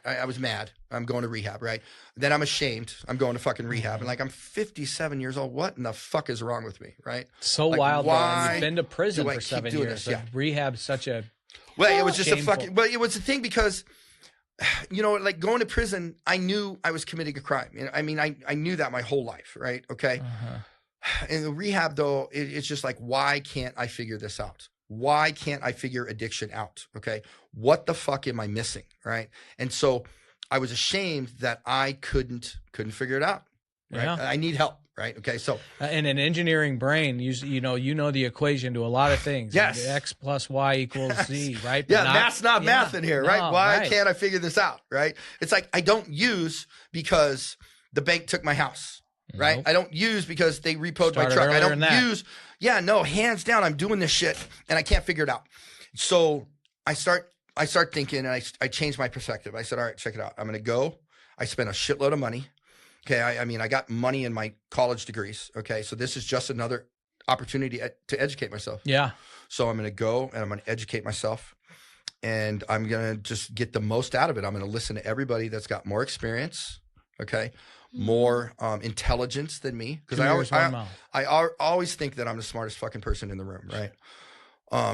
And I'm not. I understand that feeling. You know, right? And so you're in the wrong room then if you are. Yes, hands down. My good friend, that was my business partner, Aaron, told me, he goes, listen, if you're the smartest person in the room, change fucking rooms. Right. And I've always and the had one that, place right? you haven't been the smartest person in the room is in the addiction room. Right. Hands down. I haven't. And so I decided to go with, what do I say? Clear eyes and an open heart. Yeah. Right, to go to rehab. 2 ears, 1 mouth, surrender. Yes. And so I showed up. I made jokes about it with my daughter. I'm like, oh, I'm going to the rehab of the rich and shameless, you know, because it was a cash pay. It was like, oh, okay, it's got to be pretty fucking nice, you know, for how much money it is, and and you know, and I got there and I was like, okay, all right. So my rehab was PHP. So you lived in a house, right, and then they took you to the center. And then you did programming all day, and then you went back to the house. Yeah. Okay, all right. So it was a sober house, but it wasn't a sober house. Like everything included your stay there. Yeah, It didn't include food. We had to buy our own food, cook our own food. But there was certainly no right? using. Hands down. Hands down. There's no using. Right. There's none of that. Okay. And so I got there, and I fucking I went there, and I went to meetings, and you know, and I'm in there with children. Okay, that are just in there because their parents sent them. And so I already see the problem with that. Yep. I'm in there with some older guys that kind of got it. And there are, because of the nature of who started this, they cater to first responders. Got it. Okay, they really, really cater to first responders. And so one of my good brothers, he came in about 30 days into my stay, DJ. And he's the only person in my book by name. Everybody else that's named in the book, it's an alias, hands down. And most of my books is that how your alias was named? Born? I've always no, I changed my name. I changed my name in 2023 because I didn't like my name. Because if you look up my name, if you Google me, it's nothing but negativity. All my shit. So I got rid of it. I changed my name. What's the origin of it? My first name is Rage. Okay. I picked Rage because I used to be a very violent person. Okay. All right. And it still kind of fit at the time. All right. Because I can have bouts of volatility, I guess. Sure. And so I picked Rage. It just fit for me, for my look. It fit for everything about me. Right. And I just wanted one name. And that was it. No middle name, no last name. So the problem with that is, not the government. The government understood it. The government gave me all my identities, everything. I was TSA. I got a passport. I got a birth certificate, social security card, driver's license. Okay. Problem is, credit, they don't know how to fucking deal with it. Banks, they don't know how to fucking deal with it. Health insurance, they don't know how to fucking deal. Every system requires two names. Every system. And they're even to the point where you can't put in no last name, right? Okay, because if you only have one name. Yeah, I wouldn't. If you only have one name, how the fuck is that a last name? I like thinking right? if you don't put your email address in, you can't hit submit. Right, the submit button right. Doesn't highlight. So I had one name for about 8 or 9 months, and it just got to the point where it's just fucking ridiculous. So I said, okay, what am I going to put for a last name? And I said, I know my last name. So I didn't want to rip off what Malcolm X did. Okay. Because Malcolm X chose X because he didn't know his last name. All right. And I said, but X sounds fucking perfect, right? Okay. So I'll do triple X, right? I got it tattooed on my neck, because I don't smoke, I don't drink, I don't do drugs. Oh, right? nice. Okay. All right. Or also because I have 3 felony convictions. I thought it was more porny than that. But. No. I got it tattooed on my neck because of the 3 felony convictions. Okay. But now I'd say everybody, because I don't smoke, I don't drink, I don't do drugs. Okay. Perspective. Both. Sure. Right. Okay. All right. I'd be like, I don't, other than this, I don't refer to myself as a felon. I absolutely don't refer to myself as an addict. I love either. this positive fucking reinforcement shit, man. Got to stay positive. If the more positivity you talk about yourself, the more you believe, the more your subconscious believes. You know what Zoe makes me do if I say something bad about myself? What? She makes me do 3 put-ups to every put-down. So anytime I say something bad about myself, she makes That's great. I like that. It actually works. They tried it with Charlie, his 12-year-old son. Now I do it to my 12-year-old. Made everybody feel better. Yeah, hands down. So you'll hear me tonight when I introduce myself. I'm triple X. I'm grateful in my recovery. I do like that. So let me ask you this as we land the plane so you can get to your speaking engagement. You've talked about the success these last 15, the difference of these last 15 minutes. I'm hearing surrender, humility. Hands down. Listening, working a program. So the big change though. All right. The big change, all of those. Okay. So my recovery, daily recovery is meetings multiple times a week. Constant or communication with my sponsor. Okay. If I'm not working the steps, I'm living the steps. So I just completed the steps for the second time this summer, this time honest. The first time I did the steps was not honest. Okay. Because I held back all the shit that could put me in prison. Okay. Shit we didn't even talk about. Okay. All right. So, but I did talk about it with my sponsor. All right. And so honest step work and living the steps in between and then service. Okay. That's my TikTok. That's my coming to rehab, talking this. That's my service, right? That comes before every fucking thing else in my life. Nothing comes before it. Okay. All right. It has to. Has to. Hands down has to. Okay. So I was selfish. I'm a selfish person. So I'm going to be selfish in my recovery. Okay. Hands down, I'm going to be. I view recovery as something that you rent, you do not own. Okay. Rent's got to be paid every day. Okay. Every fucking day you got to pay rent. And what happens when you stop paying rent? You get evicted. Right. I don't want to be evicted out of my recovery. Very good. Okay. I want to be in my recovery. So that comes first. However, all that being said, the difference this time, that is what keeps me in recovery. Okay. The difference was trauma therapy. Okay. Hands down. Rehab. Like if you're going to go to rehab and you're not going to get any trauma therapy, I'm not sure what you're doing because meetings are free. Sponsors free. Steps are free. Service is free. Okay. Rehab needs to address what the issue is. It's what you're self-medicating. Drugs and alcohol aren't the problem. They may be for a few individuals that just like it too much, right? But for most people, you have some underlying thing that's causing you to want that. And for me, it was molestation in the church. Okay. It was abandonment issues.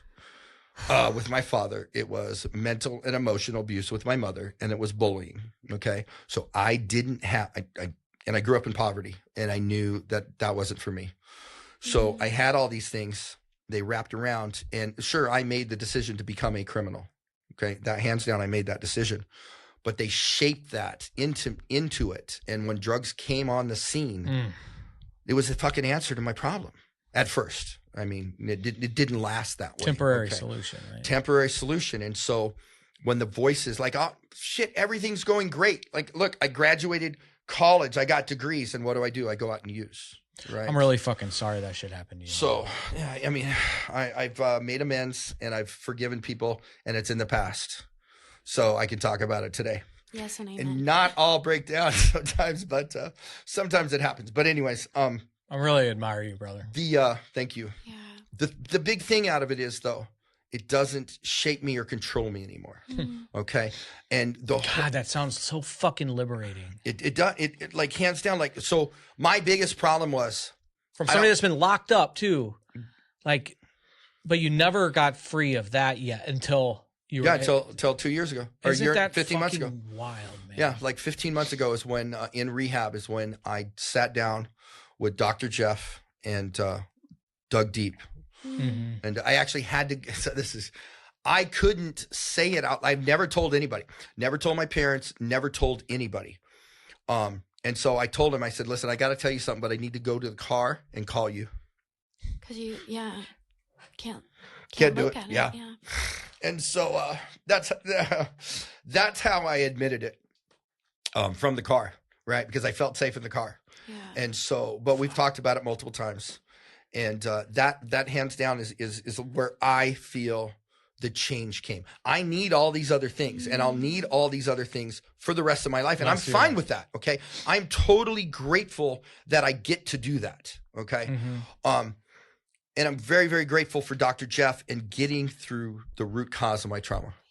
Okay. Cause without that, I'd still be lost. I'd still be doing, I mean, I've had, like I said, I almost had 10 years. You know, I mean, there's some time I spent in prison and like, why the fuck would you want to be high? All it does is make me paranoid. I haven't had literally have not had fun getting high since my 20s. I was going to say, yeah. Since that helicopter situation, right? Probably that was the last time that I ever had fun. Yeah. Fun, right? Everything after that is you want to do it, and then you're just locked in the fucking bedroom watching porn. How can people been there? How can people listen to your Instagram or TikTok? Oh my God, you got TikTok. it. So Be the Change. It's Be the Change Recovery. All right. That's the name of it. Okay. There's underscores in between each word, but even if you just type in Be the Change Recovery, you can find it. I'm live. What's the name of your book? My book is Becoming the Change. We're going to provide, and it's a link. Is it on Amazon, or do you have a link? If you go to, it's on Amazon, it's on Apple, but if you go to my TikTok page, then there's a link right there. Okay, that takes you right to Amazon. Okay, you can download the first 50 pages on Apple or Kindle for free. So check those out to make sure it's something you want to spend the money on. Yeah, I want to buy a case of them. We do that and then kind of give them out to some clients. So hands down, we'll do that, and then real quick, people, the mushroom coffee that you've told about. Oh, so Magic Fusion or Mother Mushrooms is the name of our business. We have an Instagram account. We just pulled all our products from Amazon because their fees were killing us. Sure. And so we were not profitable. And so you're a fucking good businessman. We're going back to the farmers markets where we started. We made the product. Okay, so we made this product because I wanted natural healers. So I had anxiety. Okay, so reishi is a great nootropic mushroom that will cure your anxiety. Okay, calm it down. And turkey tail will help your gut problems. And I have a slow stomach. All right, so food stays in my stomach Not longer. Zoe when she has cheese. Okay, all right. I love cheese, but you and me both. so I have those. So I take it for that. And so I wanted something, and I went to my friend Tim, who had a car accident, traumatic brain injury. Yeah, you were telling me about right, and so he was messed up. Just like I told you, my other friend that's in the hospital right now. As soon as he gets to a point, I'm going to be like, dude, we're fucking pumping lion's mane into your body. You're going to be in his fucking bedside. I'm going to be like, fucking check it out. So my tattoo artist, had this traumatic injury. Couldn't walk, couldn't talk, was told he'd never drive, never tattoo. His life was changed. And Big Pharma couldn't do anything. So he started taking a gram of lion's mane, every 3 hours. And he did this for 6 months. Okay. And then all of a sudden, his seizures stopped. He started walking, and now he tattoos. He's an amazing artist. He does everything. Get some new work, and so yeah. If you're ever in Arizona, I mean, he might come out here. He just went to Minneapolis and did a big old mural in someone's second story house and tattoo work. I want to have you back out here. But, I could do another 3 hours with you. Yeah, this is fucking wild. Yeah, we even started early. Right. Because when you told me that, you're like, we could go pretty long. I'm like, well, we got done. We met. You got here early. And you got a long night of talking ahead of you. So I got probably another hour. So we got to stay in touch. Okay, Please don't definitely be a stranger, man. No, you're a brother. No, anytime. And I'm excited to do a lot of more work with you in this space. Okay. Congrats on the stuff going on in Arizona and treatment that you're involved in now. Thank you. And the mushroom coffee, I think that's amazing. Zoe's it's the first. I got some in my bag. I'll show you. Yeah, I brought it. Yeah, I travel everywhere. Literally, I was going through the airport, coming home just last week, right? And I'm in the airport, and I'm eating breakfast, and the guy's over there. He sees my credit card, right? My credit card says Mother Mushroom, and he goes, well, what business is that, right? And I said, I sell nootropic mushrooms, da-da-da-da. He's like, I started taking this. I'm over there drinking my Rise right now. And I said, oh, nice. Yeah? I go, yeah, what's that taste like? He goes, it fucking tastes like shit. And I said, dude, check this out. I pull out a bag, and I said, this is going to taste like hot cocoa. All right? You could put it in your coffee if you want to. And you don't like coffee, right? I don't drink coffee at all. That's what you told me on the phone. I do not drink coffee at all. I want some of this shit. And so you could put it in your coffee, but if you don't like coffee, you put it in whatever hot milk you want, right? Okay, heat it up. Now it tastes like hot cocoa. For me, I just put it in my pre-workout. Yeah. So I just put a scoop of my pre-workout with my protein. It has reishi, chagra, turkey tail, lion's mane, and cordyceps. I put sausage egg McMuffins in my pre-workout. 3,000 milligrams of those 3 or those 5 mushrooms. Yeah. So I do it pre-workout. And then we have supplements to go with it. So you can fine tune your thing. And so now we've pulled everything from Amazon. We're getting our website and getting it up. It should be up in a couple weeks. So then we've been able to lower our prices, offer that. free shipping. Yeah. Amazon, I'm going to tell you what. Amazon is great for a buyer. They suck for a seller. My dad For said the sellers, same they thing. Sells suck. suspenders. Oh my goodness, man. And I tell you what, when he wants his product back, we wanted all our product back from Amazon. They charged us $1 an item. And I'm like, hold up. He's probably like, keep the suspenders. I'm like, hold up. It cost me less than $1,000 to send you everything we have. Why is it costing $7,000 to bring it back? They said, don't care. Bye. No. Did you have to pay that? Oh yeah, I have to. They billed my credit card. I got a credit card charge. I was like, what the hell is this? I had to call them and ask them what it was. And they're like, well, it's in our, like if you look at their, whatever it is. Agreements, the terms and agreements. Oh my God. You click on this, you go to a page. You click on this, you go to a page. You click on this, you go to a page. You're like, I can't read you don't read that shit. How the fuck am I going to read this shit? Sign my fucking wife's box away and I'm sorry. What the hell? Right. You know? No, it's insane. It's insane. I'm just saying, you just sign shit. Right, you're just signing shit. You don't know what you're giving up, And so when we went to Amazon, they were great. They're like their fees were low and their fees slowly increased. And then you do subscribe and save. This is great. Not yet. If you do subscribe and save, okay, I give you a 10% discount. Okay. The second time you buy it, Amazon gets $7 referral fee. I'm like, hold up. A referral fee for what? Well, because it's on subscribe and save, so we get a referral fee. In addition to, they start at 11%. They work their way all the way up to 33% of our sales that they're getting. And I'm Bezos, baby. I'm like, I can't fucking make any money with you guys. Give me my fucking product back. Just need to build their AI data centers. Oh, now, hands down, Jeff Bezos was brilliant doing this. Okay. Jacob is fucking blowing me up to get you to the gym. Oh, is he really? Yeah, so, okay. Why? What? It doesn't start until 6, right? Yeah. What time is it? Quarter till. So yeah, okay, cool. Yeah, all right, cool. Yeah, I need to do the rest of and then we got to go. I am awesome. So grateful for you. We're going to put all this shit in the notes and in the links, and then this isn't going to be the first time we hang out. Okay, no problem. Way. No problem. Okay. So you're moving to, when have you moved back to Arizona from Atlanta? No, 5 weeks from tomorrow. Okay. All right, cool. 5 weeks from tomorrow, I'll be there. And like in relationship to Phoenix, is it 90 minutes? 90 minutes. 90 minutes. Small town. So how far from small Tempe? town? 90 minutes. Okay. Yeah, 90 minutes. It's up the hill. Because ASU is Tempe. Yep. ASU, number one STD school in the country. No shit. Didn't know Illinois, that. number 3. Believe it or not, never caught an STD. Top 5, baby. Never caught an STD in my life. Boy, we dodged some bullets. So you guys think herpes doesn't come up in that shit? Bro, I got tested in rehab.